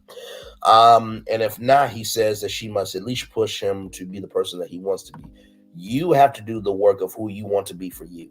They can encourage you, they can uplift you, they can invest in you, but you don't want to be dependent on anybody. You know what I mean? I know that's easier said than done, because we all want support, we all want love, we all want understanding, but I think Jimmy, he'll be fine. He just, Lord help. I think Jimmy's got to just stretch out himself a little bit. That's just my take on him. Next guy right here, Vince, 35, a lawyer. A woman who's a little bit of a tomboy would catches Vince's eye. He's a total sucker for the next girl, the girl next door types. Ideally, Vince will connect with a good Christian girl on the pods. Good Lord. So the whole cast is going to church for the first episode? Good Lord. Who will fit in with his family past commitment issues that plagued Vince's relationship. So he is drawn to experiment where everyone involved is looking to find their forever person and settle down for the rest of their lives. As a former captain in the U.S. Army turned attorney, he's a disciplined guy, except when it comes to doing laundry, which has a tendency to pile up. But he more than makes up for the kitchen, as his favorite thing to do for his partner is cook up a meal, which he says is the most romantic thing. I think him and Amy will get along just fine. Thank you for your service. Man, past commitment issues have plagued Vince's relationship. So I'm guessing that he's went through a lot of relationships where maybe he was ready, but they weren't ready, or maybe he was ready, but they weren't ready, and a girl who's a bit of a tomboy. So I'm guessing, four-wheeling, basketball, they're just a real down-to-earth person, I guess. So it shall be interesting to see Vince. All right. By the way, Christian thing, my lord. God, I love you, but there's a lot of Christians in this cast, allegedly. So next guy right here, Clay, 31 years old, enterprise sales entrepreneur. Adaptability is at the top of Clay's list when it comes to qualities he's looking for in a partner. Relationships are a roller coaster. I need somebody who's going to stay with me through the test of time. He shares cleanliness, also ranks fairly high, as Clay has no patience for bad hygiene. If you're smelling bad, I'm going to tell you, he says. However, he's working on his overly blunt delivery, which he says has been a point of contention in past relationships. Oh, no. Oh, no. Oh, no. But at the end of the day, Clay won't compromise on being himself. He is searching for a soulmate who isn't looking to change him or his self-admitted huge ego, which he knows could annoy his potential wife. Underneath all, Clay says he's a very vulnerable guy who's ready to finally put down the effort. Love department. I got myself a house. I got myself a good job. He says this is the moment where I'm ready. Well, he's looking for a soulmate that won't be looking to change him. Well, I mean, if you have a huge ego and you're blunt, you're going to have to change that. I learned that too, that, just because you are able to say everything doesn't mean that you should say it. So, Clay, you should be interesting, bro. You should be interesting. But adaptability, though, I do like that. That's a quality that I don't think a lot of people think about in a relationship, is the adaptability of can you give and receive and be willing to change for a partner. All right, this guy here is Nolan, 31 years old, management consultant. Cat lays need not apply, as Nolan says feline friends are absolute deal breaker after one bit him on the head as a child. Oh my look.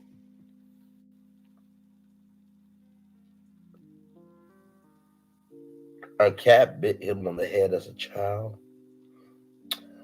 Okay. Listen, everyone has an animal story. Otherwise, he is ready, willing, and open to all that Love Fitzblind has to offer because he is truly here to find a wife. Love, loyalty, faith, friendship, and someone who doesn't mind if he disappears to the golf course for hours at a time.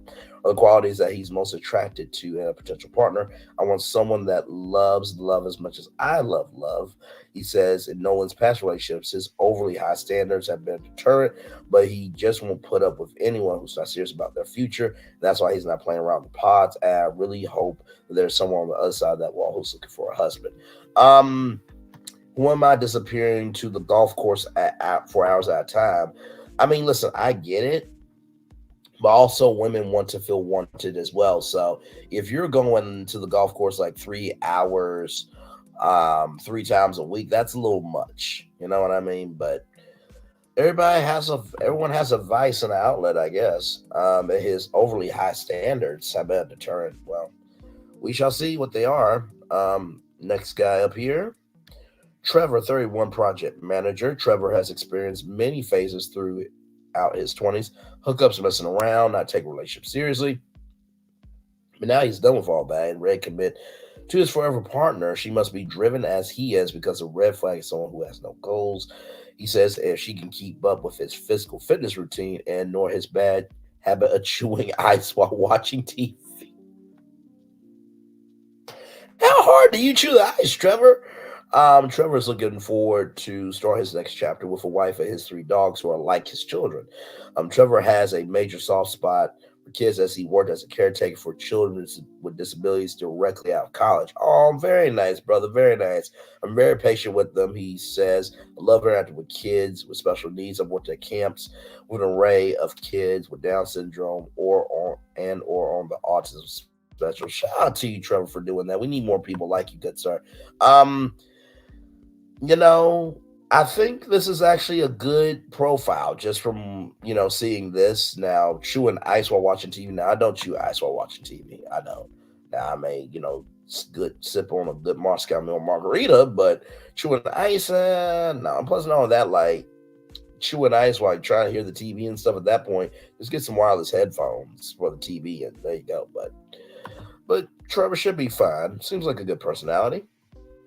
All right, next guy. We're almost done, y'all. Drake. Drake, 32 years old, a video producer. Drake is keeping his eyes and heart open in the pause to find a partner who believes that every day has the potential to be the best day ever. Okay, Drake, not you watching Phineas and Ferb. Today's gonna be the best day ever. Because Phineas and Ferb are gonna do it all. As a video As a video producer, it's paramount that Drake ends up with someone who appreciates and accepts his creativity, which is a bedrock of his personality. I'm looking for someone who's not just going to go through the motions, but wants to build something very special together. He says at this point in his life, Drake says that he's put the time and energy to work on himself to better understand what he wants in a partner. I'm ready to find love now because I love myself. He says he only asks that the others be respectful of his time because flaking on plans or constantly rescheduling is a serious red flag. Well, I mean, listen, shout out to you for having those stands, but I think also people could say the same thing about you being a video producer. How many videos do you produce a day? You know, do you do weddings, bar mitzvahs, all that type of stuff? When I was with my ex, and like I said, this YouTube thing, I didn't really think it would really take off as it is, but I'm so glad it is. But whenever I would be live, she would want to cuddle. And so I would ask her, like, what can I do? And so I had to recognize that for as much as I grind hard on this, I also need to grind in my relationship as well. So I think your vulnerability and your honesty and transparency about how much you make plans and schedule and things like that as a video producer can be taken to task, but you seem decent. All right, next guy here. Why does that look like a Bill Cosby sweater?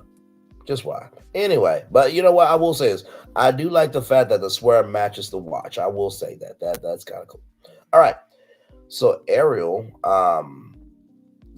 rumor, I'm 32 years old, mortgage broker. Rumor has that Ariel is a huge Adele stan, and he is looking forward to rolling in the deep. Okay, actually, his favorite song is actually "Water Under the Bridge." Now, Netflix, really? Rolling in the deep. We all know how you could be rolling. There's so many things you could be rolling in the deep about. You could be rolling deep in the wave. You could be rolling deep in those thighs. Like there's a lot of ways for that to go. Okay, so y'all doing the most. Y'all doing the most. But then again, water under the bridge. If he's under the bridge getting fed water, you know what? Let me stop. Let's roll on. Once he enters the pot. He's looking forward to rolling in the deep once he enters the pods.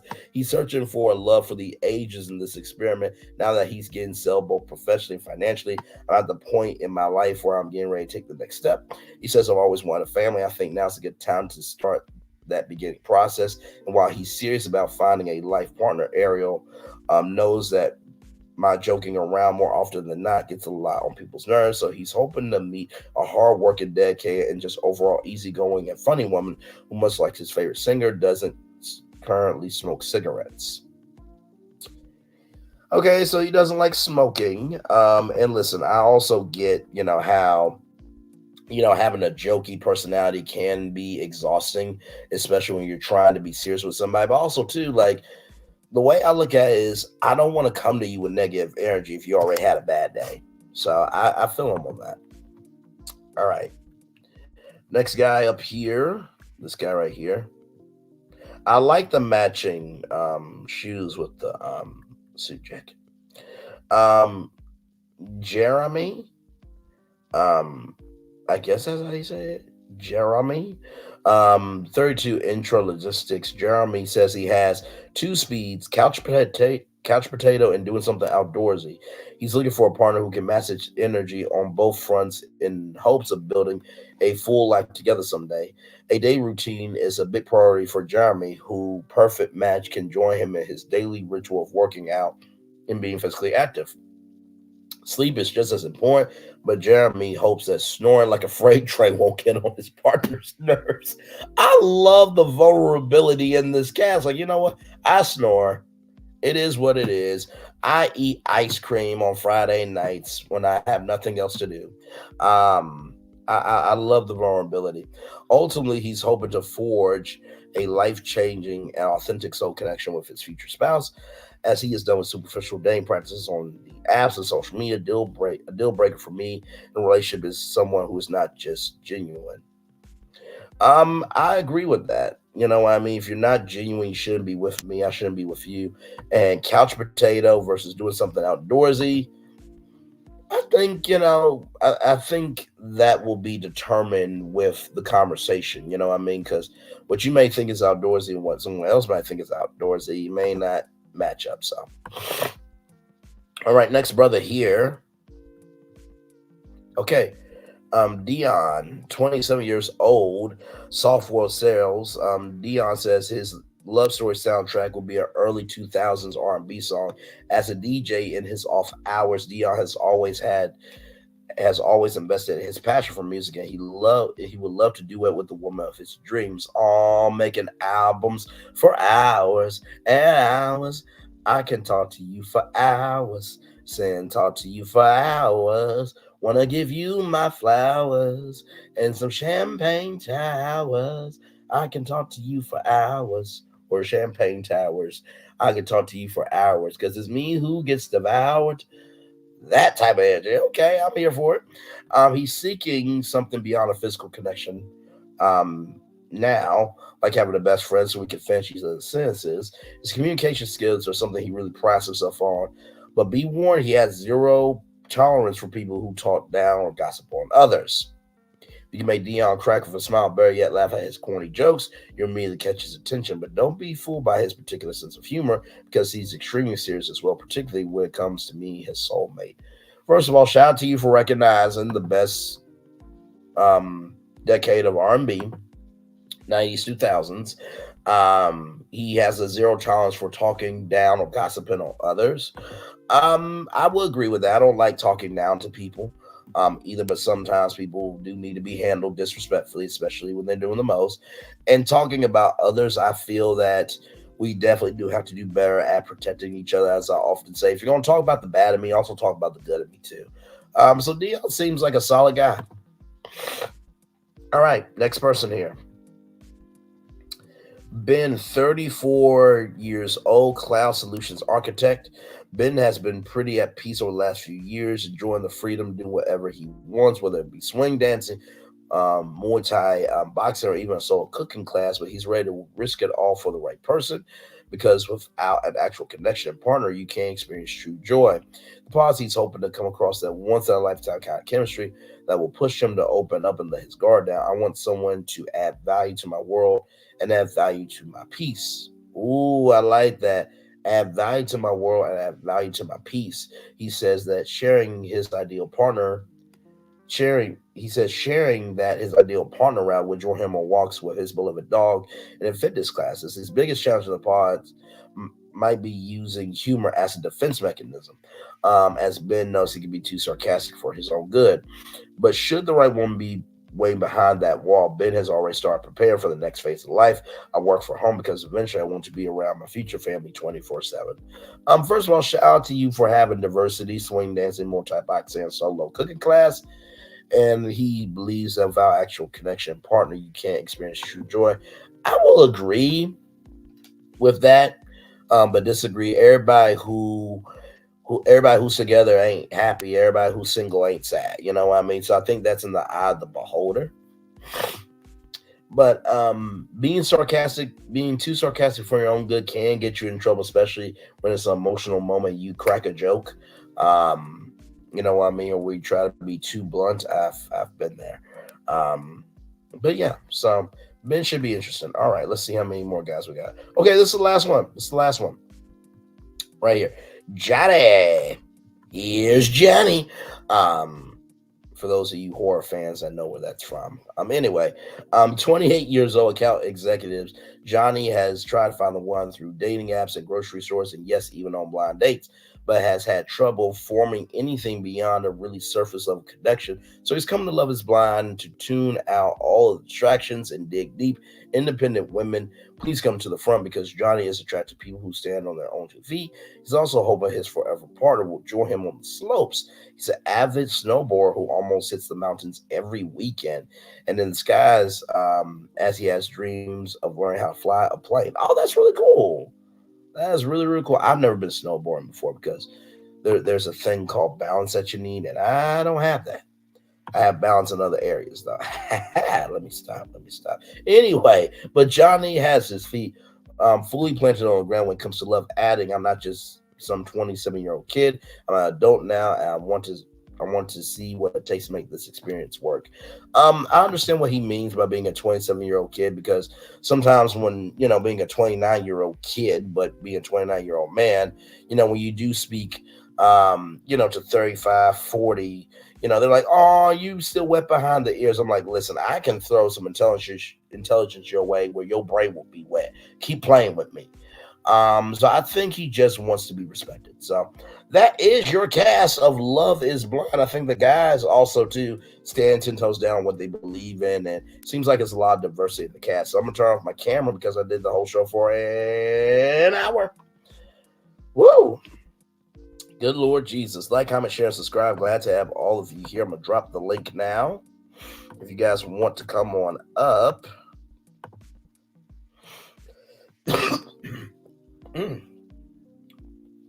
Give me a moment, y'all. Sorry.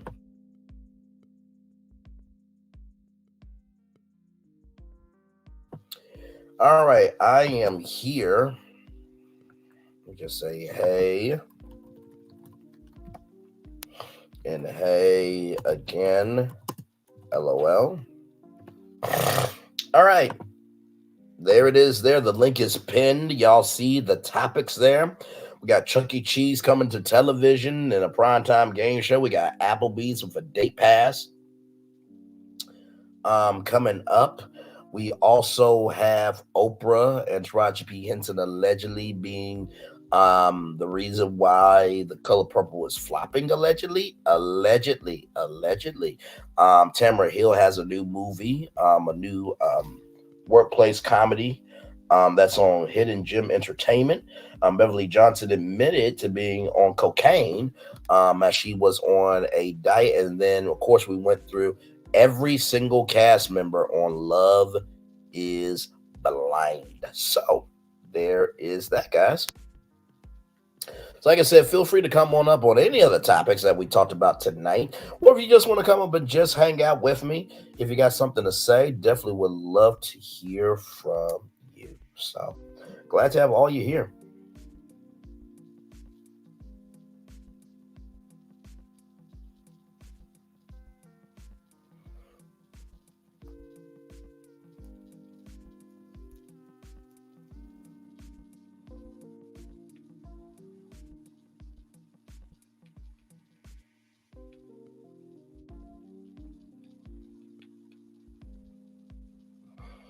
Yes, indeed. I'm just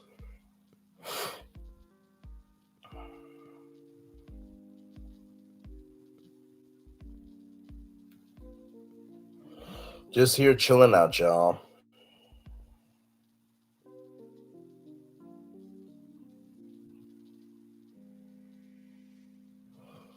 My Lord.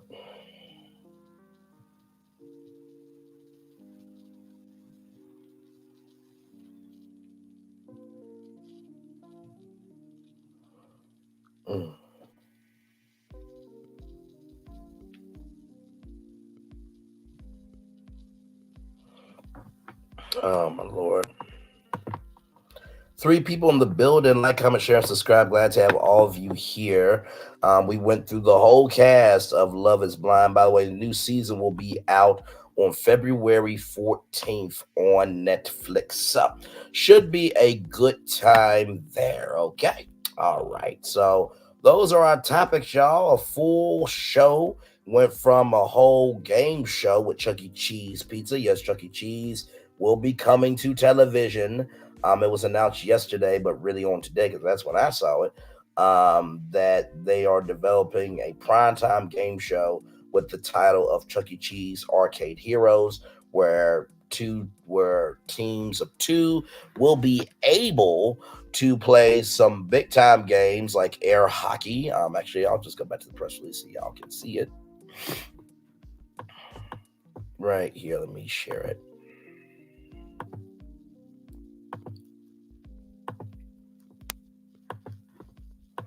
Right here.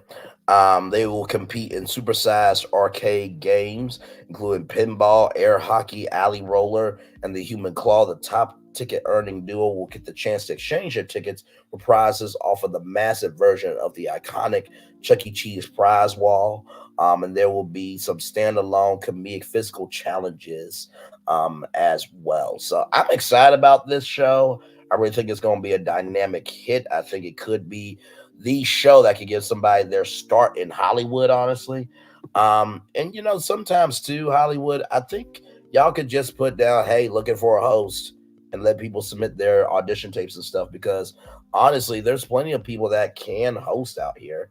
I think sometimes y'all just choose not to be open-minded sometimes, you know what I mean? But hey, that's just me though. That's just me. That's just me. Oh, my Lord. 2 people in the building. Like, comment, share, subscribe. Glad to have all of you here in the building with me.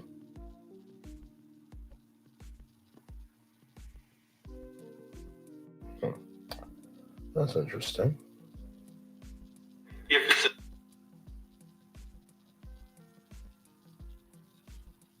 Sorry, I was looking at something on TikTok. Did I say TikTok? I really did say TikTok. 3 people in the building. Like, comment, share, subscribe. But yeah, I really am excited about this show. And honestly, tell you the truth, the top prize for this show here should be like $100,000. Right? And then what you do is you do 20 episodes of Chuck E. Cheese Arcade Heroes. And then for the 21st episode, you let America vote on their top 2 favorite duos. Then Magical Elves, Chuck E. Cheese, and the network chooses the 2 best duos that they like. And then all of them compete in the Chuck E. Cheese Arcade Heroes season finale, where one duo will get the chance to compete for $1 million. See, that's how you produce TV. If you're gonna bring Chuck E. Cheese to television, you gotta put some prizes on the table that would make people come. And honestly, tell you the truth, to all the fellas and the ladies, if there is somebody that you got a crush on, listen, send them the application when this thing gets on, and that could be y'all first date. Literally. And not to mention too, you're playing arcade games and you're gonna be on national TV. And if y'all both win, that's a really good first date. That could really start something. Just say they can do a singles episode. Hell, you submit your application and they pair you up with somebody that's also single. I think that could work. I definitely think that could work.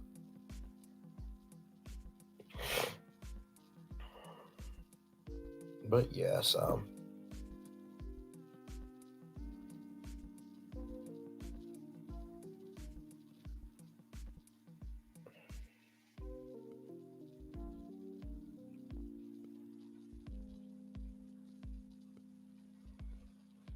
but yes, indeed, man.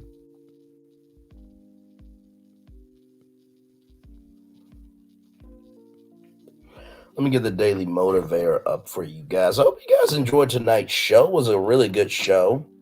I try my very best to always make sure that every show that we do always has something original in it, something that you may not know about. Hey, Rhonda, welcome in. Glad to have you here. We are just chilling out at this point. You saw the thumbnail and all the topics. We got a Chuck E. Cheese game show coming to TV. Applebee's got a date night pass where it's a $200 pass, but you can get $1,500 worth of food. There's the Oprah Winfrey thing with the color purple, allegedly Taraji P. Henson and Oprah are responsible for the flopping of the film.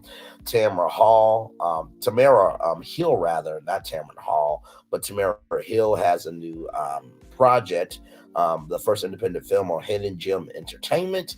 Beverly Johnson said that she was addicted to cocaine while she was on a diet, and then we went through the whole cast of the new season of Love is Blind, season 6, that will be dropping on Netflix starting February 14th. So that is our show tonight. And like I said, if y'all want to come up, feel free to click that StreamYard link. You'll be right up here with me or participate in the live chat. But either way, glad to have all of you here.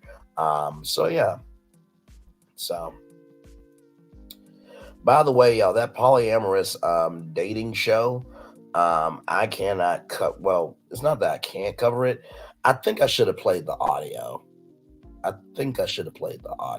think on that one. But either way, there is a new let me see, couple to thruple. There we go. So I'm gonna drop the link in the chat because I can't play it because NBC Peacock came after me for no reason at all. But it's actually a very interesting show. I definitely don't mind reviewing it when it comes because I think that's going to be a very hot dating show. I think it will be a very hot dating show because I think there's going to be some couples that ain't going to make it at all. That's just me. Let's see here.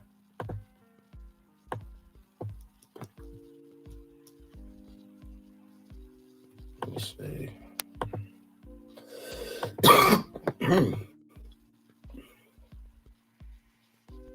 Sorry, excuse me, y'all.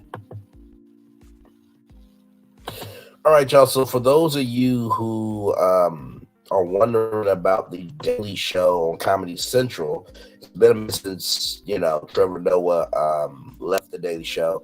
A celebration of the Daily Show took place earlier this week, but not on the network that airs it. So the program won an Emmy Award for Outstanding Variety Series, and its former host Trevor Noah and one of its top former contributors, Roy Wood Jr., were on hand to take part. The veteran behind-the-scenes executives like Jen Flance, who runs the program, and Daniel Radash, a writer who has been with the series since the days of Jon Stewart, were easily viewed.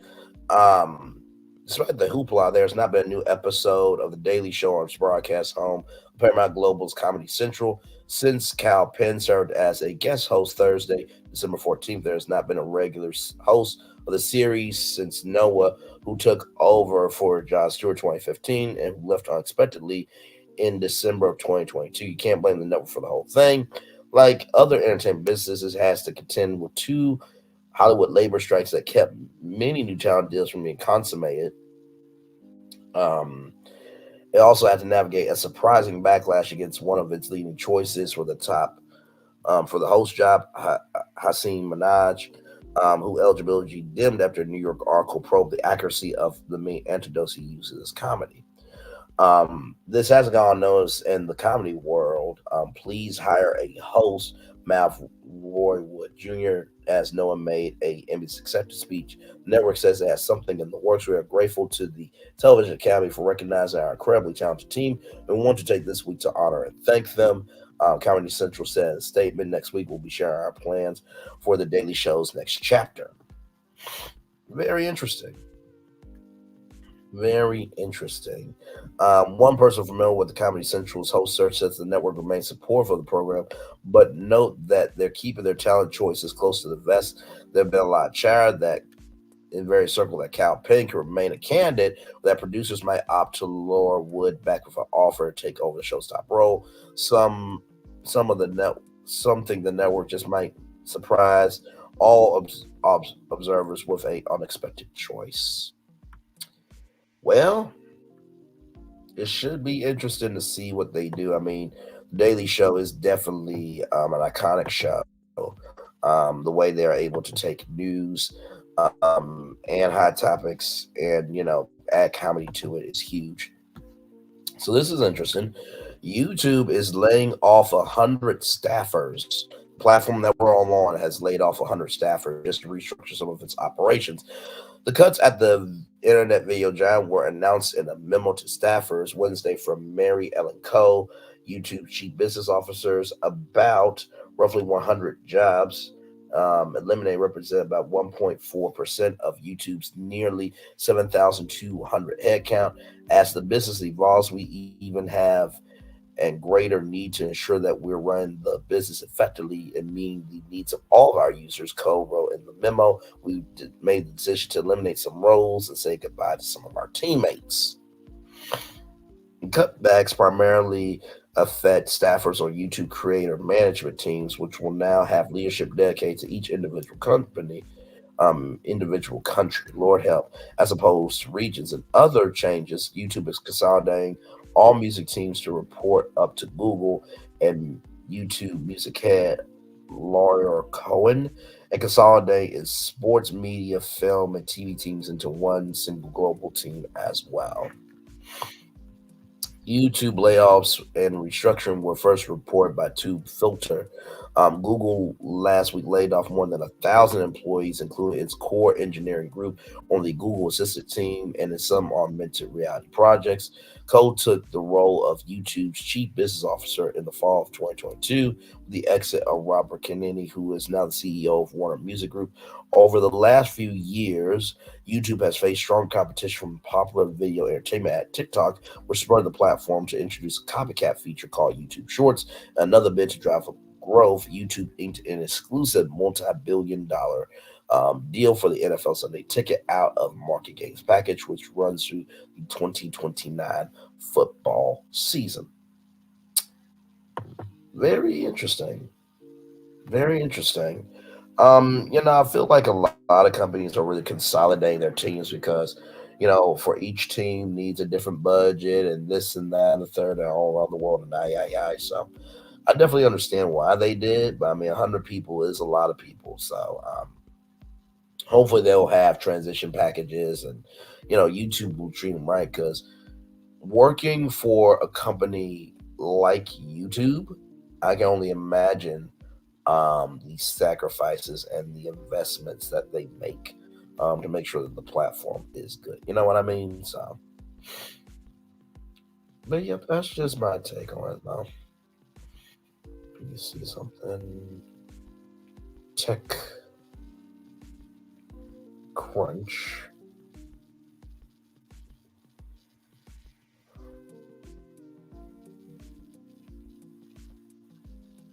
Let's see, TechCrunch Media and Entertainment News.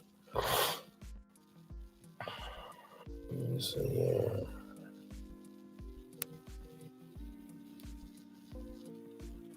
Ooh, let me see. I'm trying to see if there's anything else here.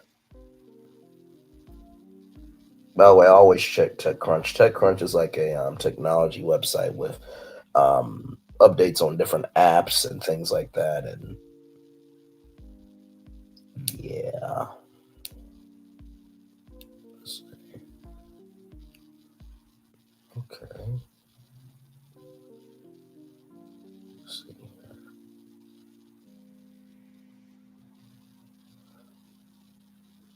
Okay, y'all may need to know about this. Hang on. Give me one momento. TechCrunch.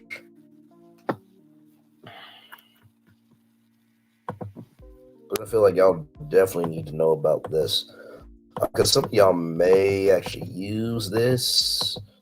So yeah, give me a moment.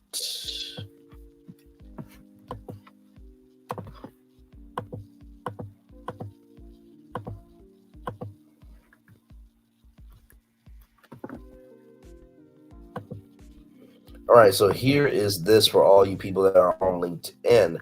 LinkedIn is rolling out new tools that are designed to help people find relevant job opportunities. The company announced Wednesday that a new job collections feature will allow users to expand their job options by exploring collections of relevant jobs across a variety of industries and companies that they may have just been unaware of. Plus, the platform is launching a new preference page that makes it easier for you to select and manage your preferences. In a blog post, LinkedIn noted that job applications are up an average 16% per person per job. That means the competition is heating up. The platform's new job collections feature aims to make it easier for people to find opportunities that are fit to them. To get started with job collections, you have to visit the jobs tab on LinkedIn. From there, you have to look for Explore with Job Collections.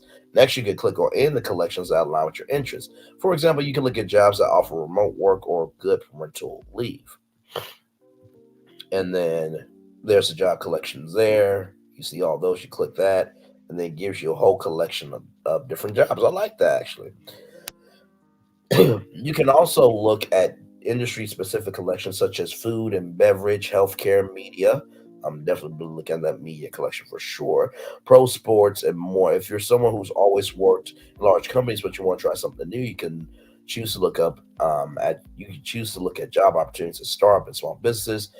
As for the new preference page, LinkedIn says users can now match their preferences in one place to ensure their best possible chances for ideal job match.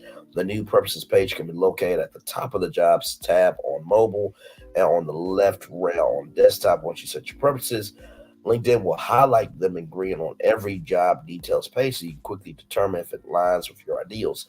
The preferences you can set include your employment, full-time, part-time contract, etc., and location type, remote, hybrid, or on-site. You can set a minimal pay reference in the United States, and LinkedIn plans to add more feed preferences to the page in the future.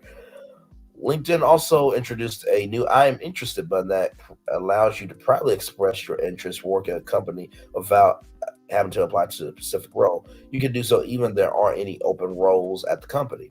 After you send on your interests, recruiters at the company may look at your profile when looking for candidates. LinkedIn recommends you express your interests for your top 10 to 20 companies. Today's announcements come as LinkedIn begins to roll out a new AI-powered LinkedIn Premium experience that is designed to help people quickly assess if a job opening is a good fit for them. The tool can also help users identify the best way to position themselves for any job, while also learning more about the company and industry. That's very cool. That's very, very cool. Then y'all see Google laid off 1,000 jobs in the Google Assistant division. Audible laid off about 5% of its workforce, and Discord laid off 70% of their staff. Amazon laid off several hundreds of employees at Amazon Prime Video and MGM Studios. So a lot going on for sure. For sure. This story here I want you guys to know about as well. Uber is closing alcohol delivery service Drizzly 3 years after acquisition.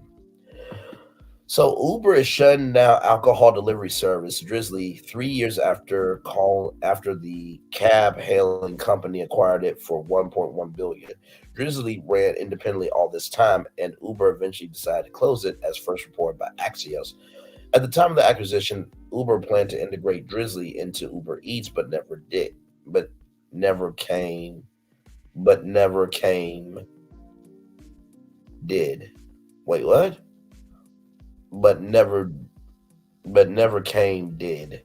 I'm reading it as I'm reading it, but I think they meant to say they planned to integrate Drizzly into Uber Eats, but they never came to do it.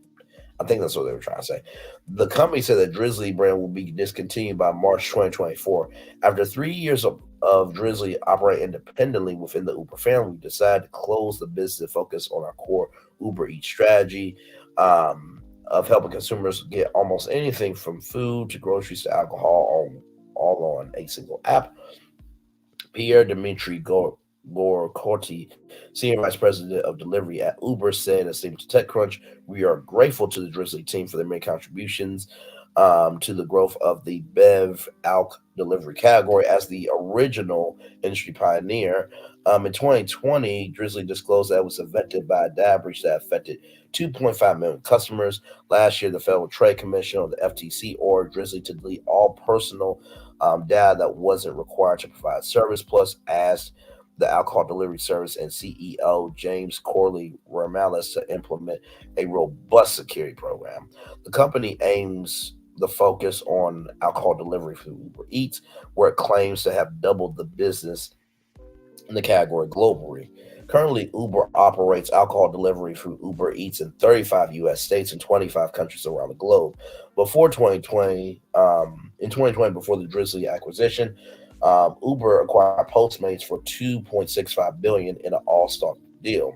Last year, Uber Eats started exploring chatbot-based features to let users find restaurant details and reorder favorites. The company also started allowing users to order from two nearby stores at the same time. So there you go with that. Let's see here. And I don't think there's anything from TMZ. I don't think. Wait, what?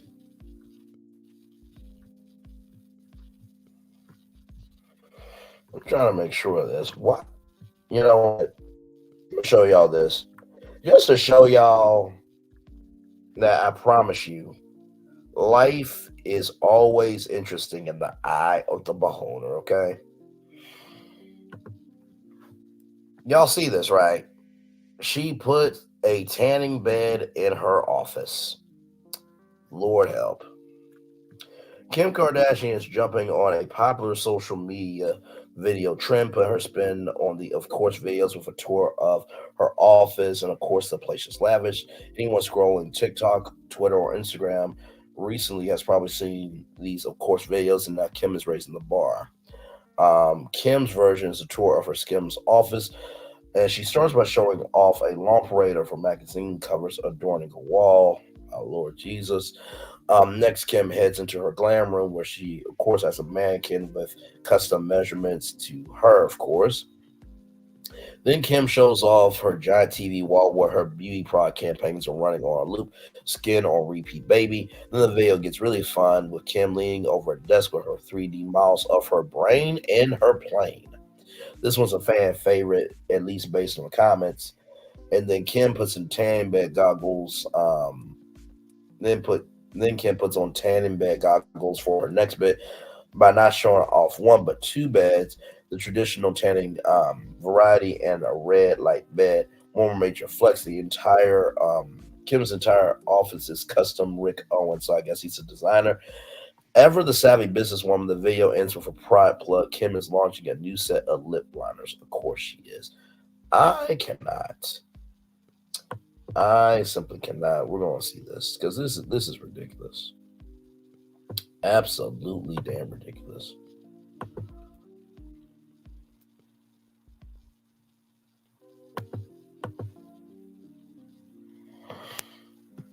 Lord Jesus.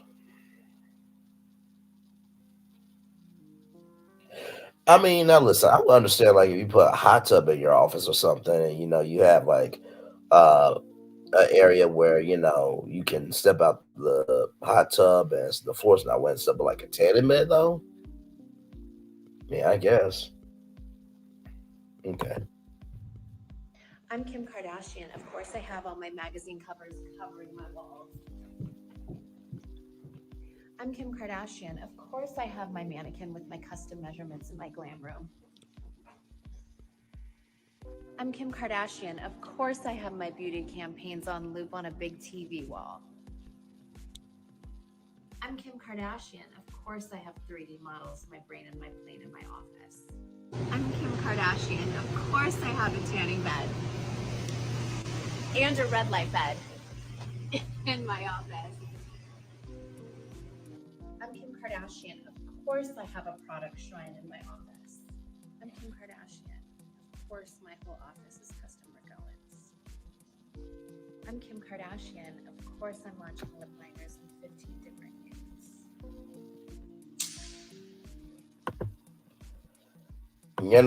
I truly do not get this world sometimes. So I guess the trend is saying I'm brain linear. Of course, I have this, and of course, I have that. But like, I guess if it's important to you, it's important to you. But like, good damn, I guess. I guess. Let me see here.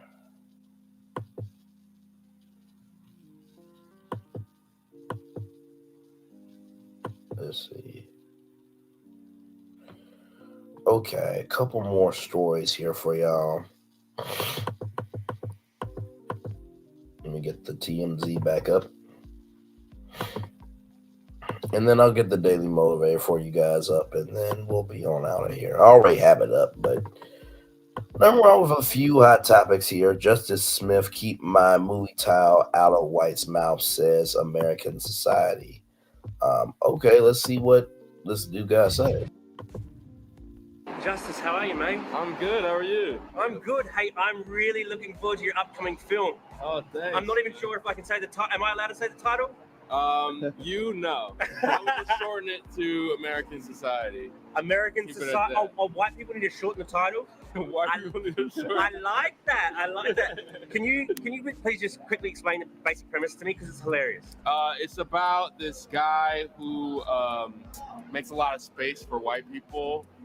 Is very uncomfortable around them, and he gets indoctrinated into a society whose mission it is to keep white people happy. Yeah. In order to keep the world safe. Because when white people are not happy, they do crazy things. Facts, bro. Yeah. Do you think it's facts, funny bro. because it's true, right? Yeah, I mean, there's definitely it's satire. You know, it's commenting on film and then commenting on race through commenting on film. Right. But you know the magical Negro trope. Spike Lee invented it.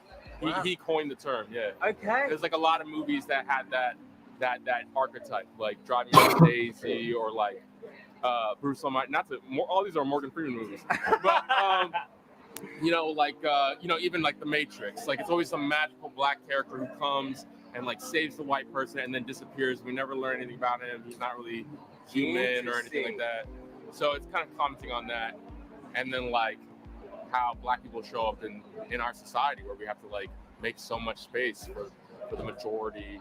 Right. Yeah. And then part of the movie is you fall in love with a white girl. No, she's Asian. Oh, my bad. now I'm the idiot. That's interesting though, bro. Yeah. I'm really looking forward to seeing it. Thank you, I feel like it could be like an important sort of movie. Are you looking forward to going to Sundance? I am. This is my first time going. I got 2 movies there too, so I'm really excited. Well, there it is. It's quite interesting, right? So, I have not seen the film yet. I don't know if it's out, but basically, a man named Aaron, played by Smith, joins a secret society of black people who use magic to keep white people happy. Therefore, docile. Color Purple star David Allen Greer from Color Purple, and Nicole Byer from Good Burger 2 also star in it with him, among others. Funny enough, JS jokes that JS joke matches one his character says in the film's trailer when he says he tells his mentor they should change the name to the Society of the change the name of their org to the American Society of Magical Black People. Life imitating art, baby. Thanks so much, Audrey. I'm sorry, So it says, anyway, justice tells us there's a certain level of truth and all that good stuff there as well. All right. Interesting. I am looking forward to seeing the film. Some people say it's good, some people say it's not, but you gotta see it for yourself. Lizzie McGuire reboot.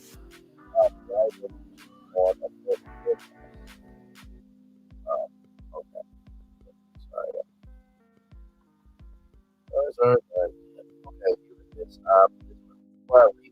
Writer decision on adult films. Here's why I got canceled. The Lizzie McGuire reboot definitely wasn't made for kids. That's something we're learning much more about in greater detail. Now, one of the writers is spilling the beans. John Hurwitz, who was working on the show for Disney at the time, hit to TikTok to explain what they were penning and what pissed off Mickey Mouse. I don't know why I went back up like that. What pissed off the Mouse House in terms of plot points. Basically, he was saying they were writing a 30-year-old woman doing grown folk things that weren't always G-rated. Well, guess what? Kids grow up into adults. You just put it on Hulu. Good damn. Y'all have Only Murders in the Building, and y'all can't put Lizzie McGuire on, but okay. The reboot had hit written all over it, but it wasn't family friendly enough for Disney. Correct. They greenlit a a show about a 30-year-old woman, and so we wrote a show about a 30-year-old woman doing things that 30-year-old women do. When Lizzie's boyfriend cheats on her with her best friend, it's a betrayal, not a faux betrayal that can be explained away. Worse, Lizzie was to have a gay roommate who was going to be loosely based on me and sleep with her old high school boyfriend. Y'all remember Ethan Kraft? Oh, Someone had wow. commented our Lizzie and Gordo endgame, and you would have got an answer to that in episode 2. Lizzie meets up with Gordo, who she's just kind of been in touch with via text over the years, occasionally, and they meet up. And Gordo reveals that he is engaged to a woman, and she's pregnant, and they're really happy. So no, in this version, Lizzie and Gordo would not have ended up together. Episode 3 wasn't filmed, but there was a script for it. Lizzie wakes up in Ethan's bed in his water polo t-shirt, and animated Lizzie pops up, and she has this little like checklist, like a to-do list, and Ethan is on the list. And she checks it off, and I think she says something like, "Well, checked that box." Dramatic pause. Twice. You know, I would have loved to see it. Like, Disney's got to get out their own head. Like, come on. Come on. Just put it on Hulu. Like, that's the thing. Like, Disney got to recognize, like, their kids. Like, kids grow up. You know what I mean? Genuine says, love making love to music, just not my own jams. Okay.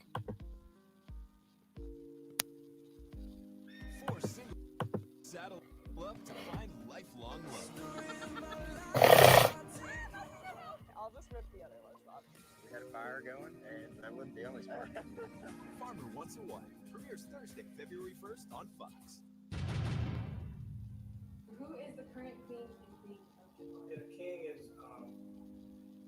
to me, still Nas. I'm biased, but so that's hip hop. I thought you were talking about just R&B. Yeah, you did. Still kind of boy Usher. And the queen of hip hop would be, I would say Missy.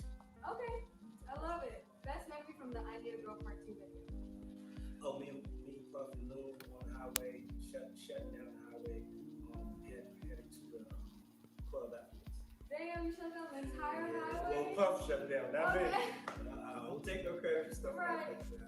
How to feel to have Prince co-sign your Felt definitely amazing for me because it was one of my biggest inspirations that was coming from growing music, even Michael Jackson. So for him to check it and say it was good, that made me feel good about doing it while I'm doing shows and everything. So got his stamp of approval, so I'm happy. Beautiful. Do you love to your music? No. Absolutely not. Favorite song to bump in the bedroom? I like old school stuff. Marvin Gaye, what's going on? I just like old school stuff. I play jokes too. Mm-hmm. How many girls have you gotten off of? Sorry, y'all. I do not know what that popped up.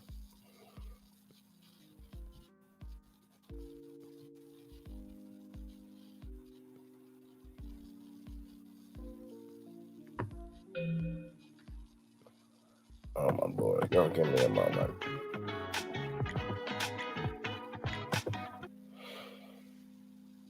I was about to say, was it good? Hey, can Story be welcome in? We're just chilling at this point. I'm watching an interview of Genuine. He was saying that he doesn't jam to his own music in the bedroom.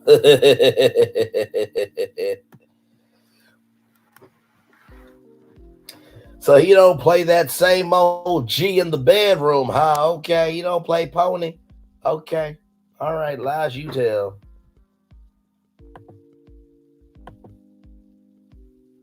Jackson. So for him to check it and say it was good, that made me feel good about doing it while I'm doing shows and everything. So got his stamp of approval, so I'm happy. Beautiful. Do you make love to your own music? No. Absolutely not. Favorite song to bump in the bedroom? I like old school stuff. Marvin Gaye, what's going on? I just like old school stuff. I play jokes too. Ooh. How many girls have you gotten off of? How many girls have I gotten off on? I don't. I'm a good boy now. So back in the days, I was a little crazy, but right now I don't remember. That's been so long. That's 27 years ago. I don't remember. Does body count count? For who? For you. For guys, now. Okay. God, no. Last question. Can we get one of your dance moves from the scrappy GDA days? No, you can't. Damn! Because I can't do it no more. I'm too old to be doing that. That's something I learned. Some things you get too old to do. So now I'm just cooling, I'm chilling, and that's what it is. Do you have a favorite dance move right now? That I do? Yeah. Nah, I'm pretty much slave to the rhythm. As soon as I get up there, I just do whatever I do, and whatever sticks. Because everyone that leaves the show is like, damn, I gotta get my dance move. So I think the dance move that y'all know the dance move where he does the slinky and then he moves his head back and forth. Man, everybody was doing that Genuine challenge. But you know what? Shout out to Genuine though. He's definitely a legend in the game of music here. Ice Spice taking a court over in my hood sounds like my jam. Or in the mood. Ice Spice is being dragged to court over her hit song in the high mood because a rapper and producer are accused of her straight up ripping off of their work. Ice Spice is being sued for copyright infringement by D Chambers, who says he wrote, recorded, released a song called "In That Mood" a year before her famous single. Good Lord Jesus, y'all! Like, in that mood, in high mood, like, come on, like, not it. Lord help. According to the lawsuit obtained by TMZ, D Chambers says he released his song on all major platforms in January 2022, and he thinks Ice Spice producer her on the radio before her song came out. He claims Ice Spice copied the lyrics, copied the beat, lyrics, hook, rhythm, structure, metrical placement, and narrative context on his track. I'm not going to play it because I'm not trying to get struck. As for how In the Mood allegedly appeared on Ice Spice radar, D Chambers claims that he performed it a dozen times in venues near where Ice and her producer Riot reside. D Chambers also says that his song got a lot of airplay on Hot 97 FM in New York City. He thinks it's more likely than not Riot was tuning in, and he says there were social media receipts backing his claim. Ice Spice song is certified gold. The music video has been seen more than 45 million views on YouTube, and D Chamber wants at least half of the song's publishing and other revenue plus damage as well. Ice Spice owns all her publishing, and that, yes, that's her being Betty Boop, y'all. Okay, listen. I'm reaching out to Ice Spice camp. So far, no word back. Wow. Let's see. Just gonna keep rolling here and see if there's anything else. Okay, here's something. Josh Giddey won't face charges for a underage relationship investigation. This is an exclusive. Oklahoma City Thunder guard Josh Giddey will not be facing charges stemming from a police investigation whether he had an inappropriate relationship with an underage girl. TMZ Sports has learned. Newport Beach Police Department tells us the case, which was launched back in November, is officially closed. In other words, this officially closed after officials found no corroborating evidence. In other words, no one was willing to talk. At 21-year-old Giddey is in the clear. As we previously reported, Giddey was in the center of serious allegations made on social media during Thanksgiving weekend, with photos and videos showing him interacting with a girl believed to be a high school junior at the time. The NBA looked into the claims at the time, but once the Newport police department got involved, Adam Silver said we'll take a back seat and let law enforcement do its thing. Our sources told us that the minor and her family were unwilling to cooperate with investigators, which was a major roadblock in the process. We were also told that the minor even lawyered up with prominent attorney Gloria Allred. Giddey, who has not publicly addressed the allegations, has continued to play for the Thunder throughout the probe. He has faced jeers from opposing fans on numerous occasions. All right. Martin Lawrence doing just fine despite Emmy's buzz, 11th hour tweaks to blame. Oh, okay.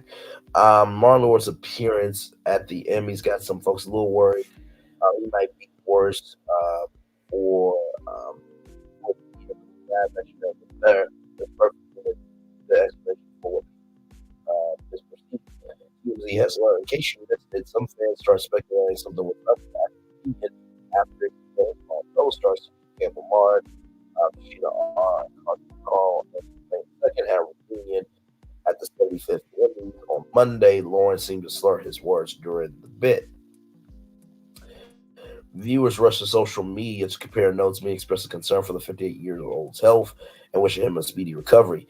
However, sources with direct knowledge tell TMZ says that Martin Lawrence is totally fine. In fact, we're told that he recently just finished filming the latest Bad Boys. Not just that, but our sources says that he also is hitting the road for his latest comedy tour. In other words, he is in tip-top shape. Okay, so they recently finished that. We're told that even though some thought he might have been slurring his word, taking long pauses during the Emmys Martin reunion, this was actually a technical glitch with the teleprompter caused by late changes to the script. Automation strikes again. In fact, Lawrence is so good, we're told that he got actually a couple of professional surprises coming from fans in the next few weeks, though our sources won't elaborate, so stay tuned for that. As for the reunion itself, Martin had so much fun getting together with the cast close to 30 years after the show ended. You gotta admit, they all look great. Sometimes the internet rumor mill needs to chill. Glad to hear that you're doing well, Martin. That's what's up. Let's see here. Oh my Lord, yeah. Let me see.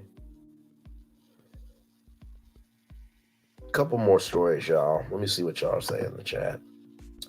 I don't blame him. It's probably played out. Yeah, for sure. For sure. Dana Carvey says it would be cool to laugh again after healing from son's passing. Oh my Lord. Dana Carvey is still in deep grief over his son Dex passing a couple months ago, but he's hoping to get back to work for his buddy David Spade. Will speed up the healing process. The former SNL star spoke for the first time about his family's painful experience since Dex's fatal overdose, telling David during their Fly on the Wall podcast return that it would be cool to laugh with him again. Dana said Wednesday that return to work is healthy because he's on the pain train, just like millions of other people. It doesn't know when that journey will end. He also said sitting around getting in his head over the holidays did him no favor. So basically, he tried to keep busy, adding things happen in life, but we got to move forward. For his part, David says it was hard watching his best bud going something semi-unimaginable. TMZ broke the story that Dex passed away in November after his girlfriend called 911, and first responders found him unresponsive in the bathroom of a LA home. Paramedics tried to unsuccessfully bring him back to life. Not long after, Dana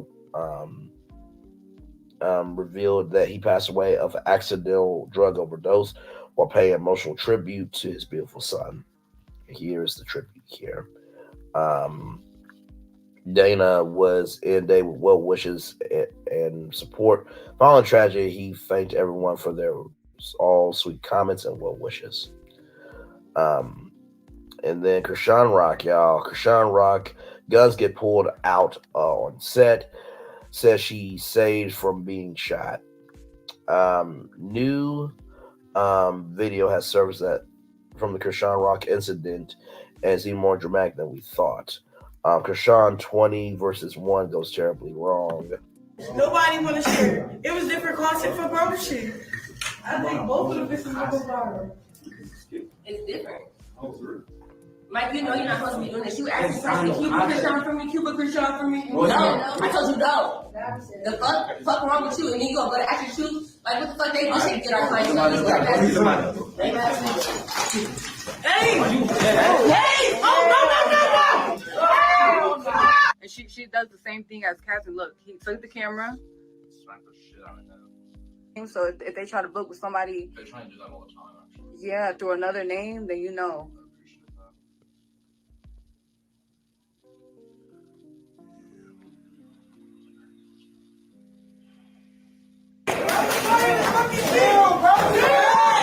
Hey, put the strap up, stop. Hey, put the strap up. Let me do it, Twin.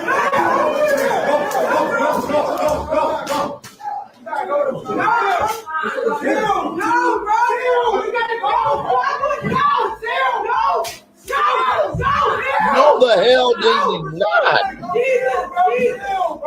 He nobody go down in that. Don't die.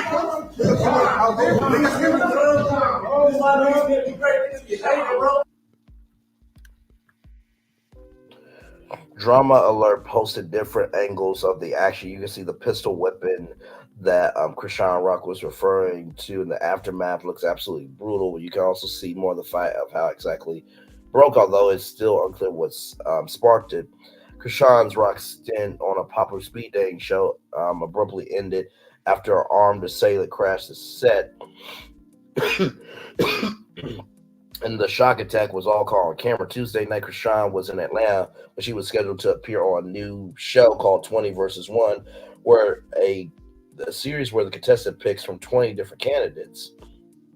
The scary moment unfolded as they were filming, with footage cutting to an armed man assaulting another man on set with a firearm. This after a brief scuffle on set.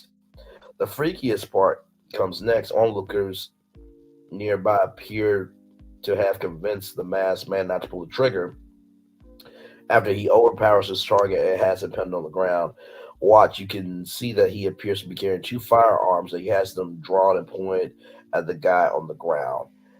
And so Krishan Rock went on Instagram Live to tell followers that she survived some crazy, weird-ish, no argument here.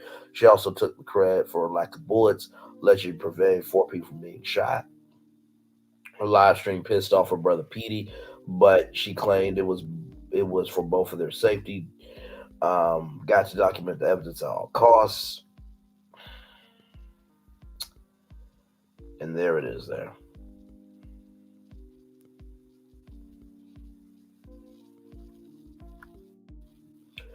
No Love Mar, the series creator, also vowed that the truth will be revealed, and he still plans to put out the wild video on his channel. He says a lot of assumption about what happened will be proven wrong. Another crazy day in the life of Krishan and her baby dad's just as dramatic. And so here, Cardi B gave some advice for Krishan that doesn't involve so many theatrics.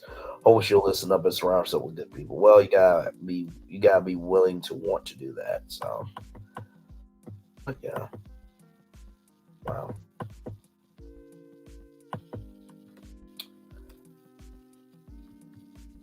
All right, let me see how many more stories we got here, because I do have to head out here. Let's see here. I think that's good enough for now. All right, let me get the daily motivator for you all. Wait, which one? You mean the gun video you saw? Because, yeah, that gun video was a little bit crazy. I'm just like, that's why you got to know who you are before you get in this industry, because this industry can make you and break you. And listen, I'm trying to get there and stay there. You understand? So listen. Yeah, that was just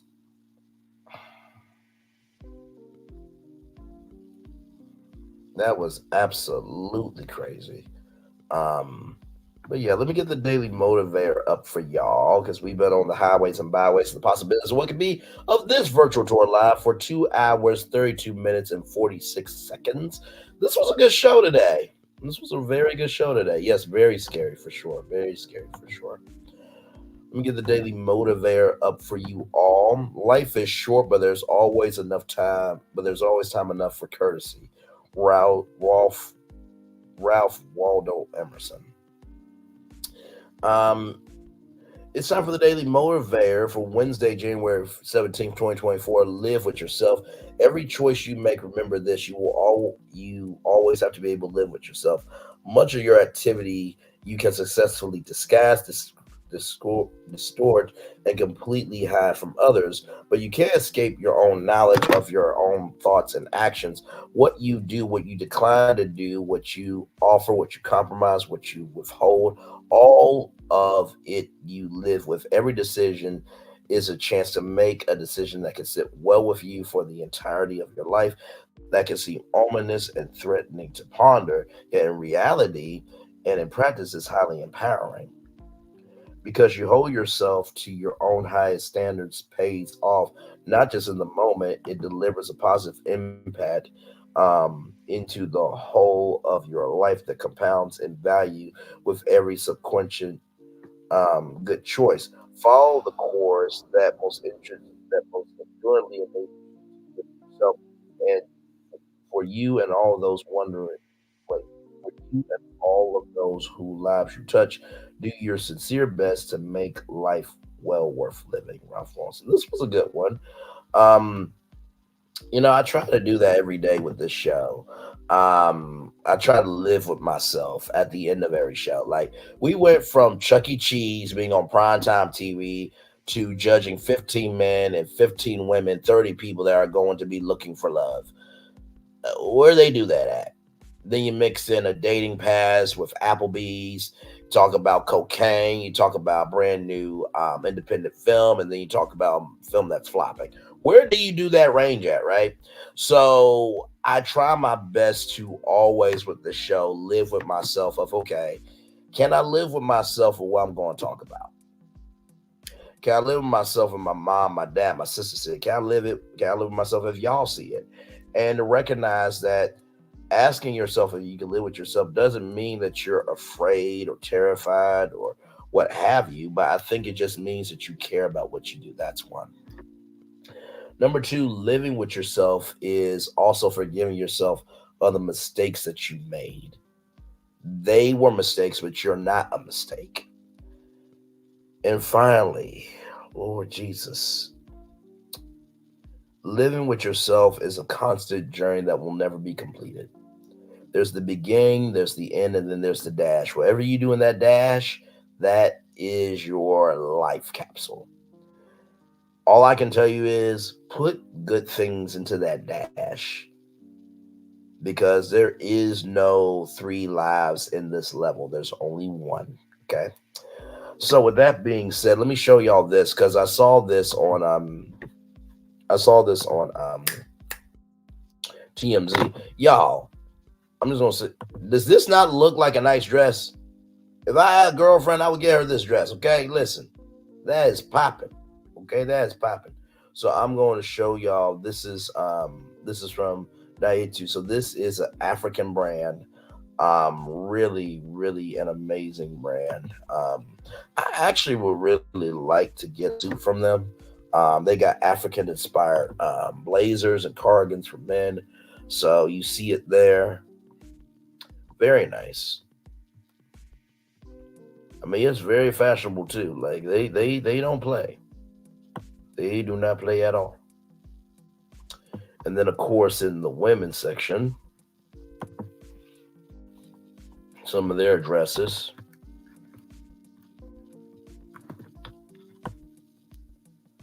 Really, really nice.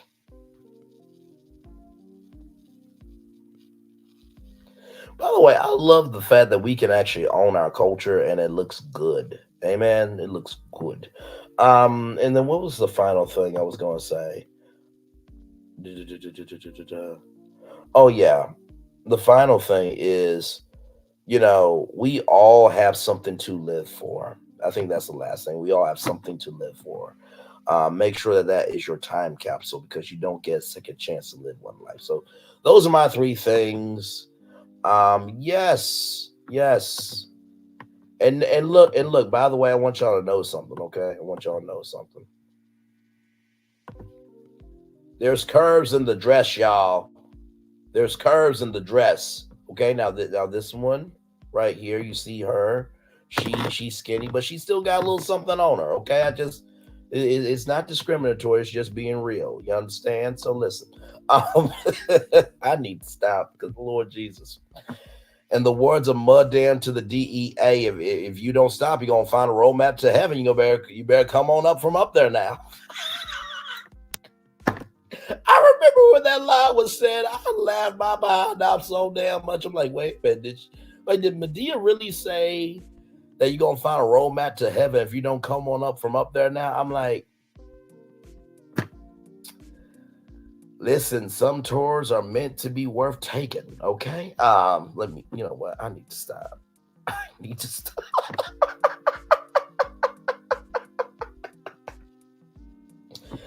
Oh my lord! Oh my lord! Oh my lord! Listen, you say LOL, but you listen. You probably have some curves that could go on a tour or road trip. Don't play. Don't sit here and play. Listen, 3 people in the building. Like, comment, share, and subscribe. We are live on tour. Oh my lord, I love doing this show. I really, really do, y'all. By the way, we have one more.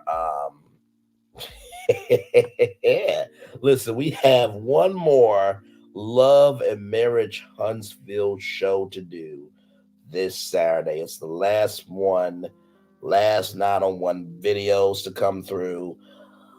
Here's the thing, I have mixed emotions about it, right? I feel happy, but I feel sad because it's like, well, what else are we going to do? I know what we're going to do. We're still going to go on tour and going to talk about hot topics and what's going on in the world. But I am glad that the show will be on a rest period. They're already filming season 7. I'm like, good damn, can y'all just rest? Jesus, it seems like the show is y'all life at this point. You know what I mean? Yeah, exactly. We're better than just one show. And I feel like this channel here showcases the diversity of there's a lot to talk about out here in these streets. So, not to mention, I think for all the mess that we cover, we do balance it out by showcasing Black excellence like this.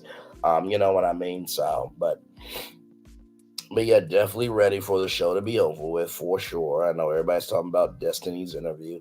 Y'all know how I roll. I keep to the show. I keep to the show because at the beginning, middle, end of the day, sure, you can go anywhere and everywhere for the tea that's not on the show, but somebody needs to be the voice of reason of what you see on your screen on Saturday. And that's what I do.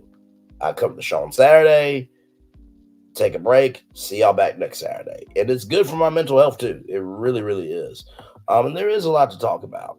You know, I feel like every time I'm like, my Lord, what am I going to go on tour about? The show is done for me. The show is done for me. And also, too, I have to give myself some credit, too, of, you know, taking a risk to do some things that probably would never get talked about on YouTube. Like, how many of y'all would have known about the Applebees dating pass tonight? How many of y'all would have known about a brand new independent film or that Beverly Johnson was on cocaine? Or how many of y'all would have known that Chuck E. Cheese is coming out with a game show on TV? Like, it's the things that you don't know that are the most interesting. You know what I mean? So, no, I appreciate you as always. But yeah, I mean, like I said, there's a lot to talk about. And it triggers me a little bit when people say, oh, there's nothing to talk about. I'm like, are you kidding? Or are you just not doing your research? Because there's plenty of things to talk about.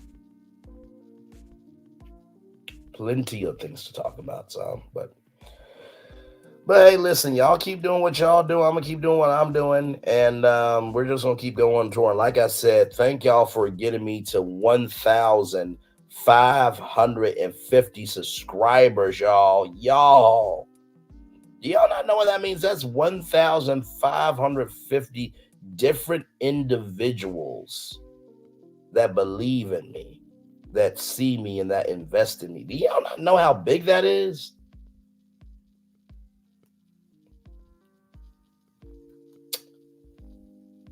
If you can't be grateful for where you are, you're not going to appreciate where you're going. Real talk. So, with that being said, I think it is time to close the show. Because Story, did you want to come up for a minute? Because I know you've been trying to come up for a good minute. So the last time that we did Virtual Tour Live, thank you so much. Love you as always. So the last time we did Virtual Tour Live, because Story said, can you drop the links in the description? Because I want to be able to come up and talk about what you talk about. Because most of the time when you come on, I have no idea what you're talking about, but I support you anyway. And so I'm like, okay, I can do that. You know what I mean? I try to keep the topics close to the vest because I want y'all to be surprised every time. But also, too, it's very sweet that there are people who really like, okay, I want to be on tour right with you. So I want to know exactly what you're talking about. And I want to be able to have my say too. I think that that's the best. No, seriously, I think that's the best compliment to any content creator of like, I want to be a part of what you're doing. And when I did that poll, y'all, of what should I do about the Bravo shows and stuff? Let me go back to that poll.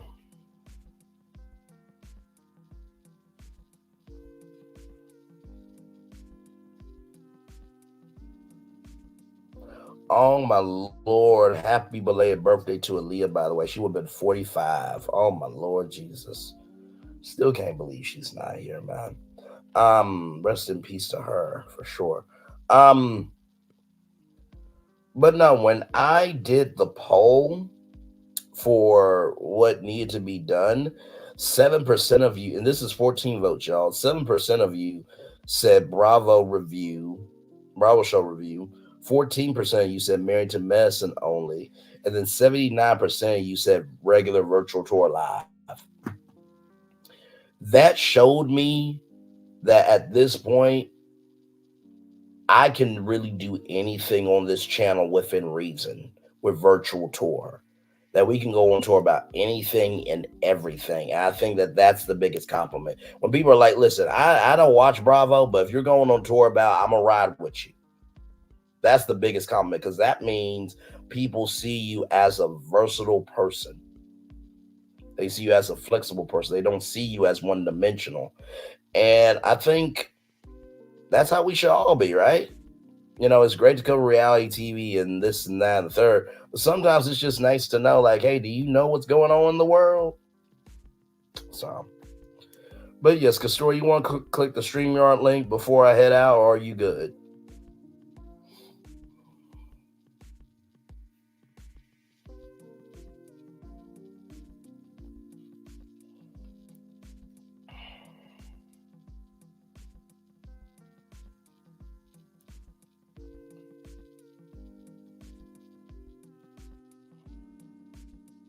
Okay, all good. Well, hopefully we get you up here soon, because I would love to hear your voice on some of these topics and just would love to hear from you in general.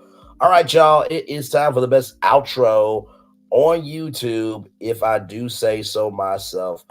Know what you do and do what you know. Never say you weren't born special, because you were always born blessed. And trust, you may not be where you want to be, but by the end of it, you'll be where you need to be. Do what you've been chosen to do. Why is one thing to call yourself, is another thing to be chosen. One love, much love, all love. I spend time with you. You have spent time with me. Hopefully, I spend time together, we're also to be great together. And always remember, where you're doing radio, television, YouTube, live your best life, or you're just not subjecting yourself to being pistol whipped on a studio set. Jesus Christ. Or you're just excited that your childhood is coming to TV through Chuck E. Cheese. Make sure the replay is not just where for you to watch it, not just where for you to listen to it, but if you want to experience it again. I love you. I value it. I embrace you all. Or to receive love, you got to give it. Or receive love, you got to give it. Or receive love, you got to give it. And wherever obstacles you have overcome, wherever success you have achieved, I am extremely proud of you. But if no one else is proud of you, be proud of your damn self on this day. Listen, I know it's funny, right? How do we go from, wait a minute, we talked about pistol whipping to a game show coming to TV through Chuck E. Cheese? Why? Why is that the range?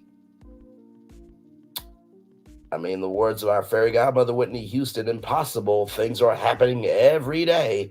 And finally, y'all, just know that everything you give in life may not be received by everybody, but that doesn't mean it's not being received by somebody. I know it's an alliteration of just because you're not being seen by everybody doesn't mean that you're not being seen by somebody, but it's true. Recognize that the work you do does matter to somebody.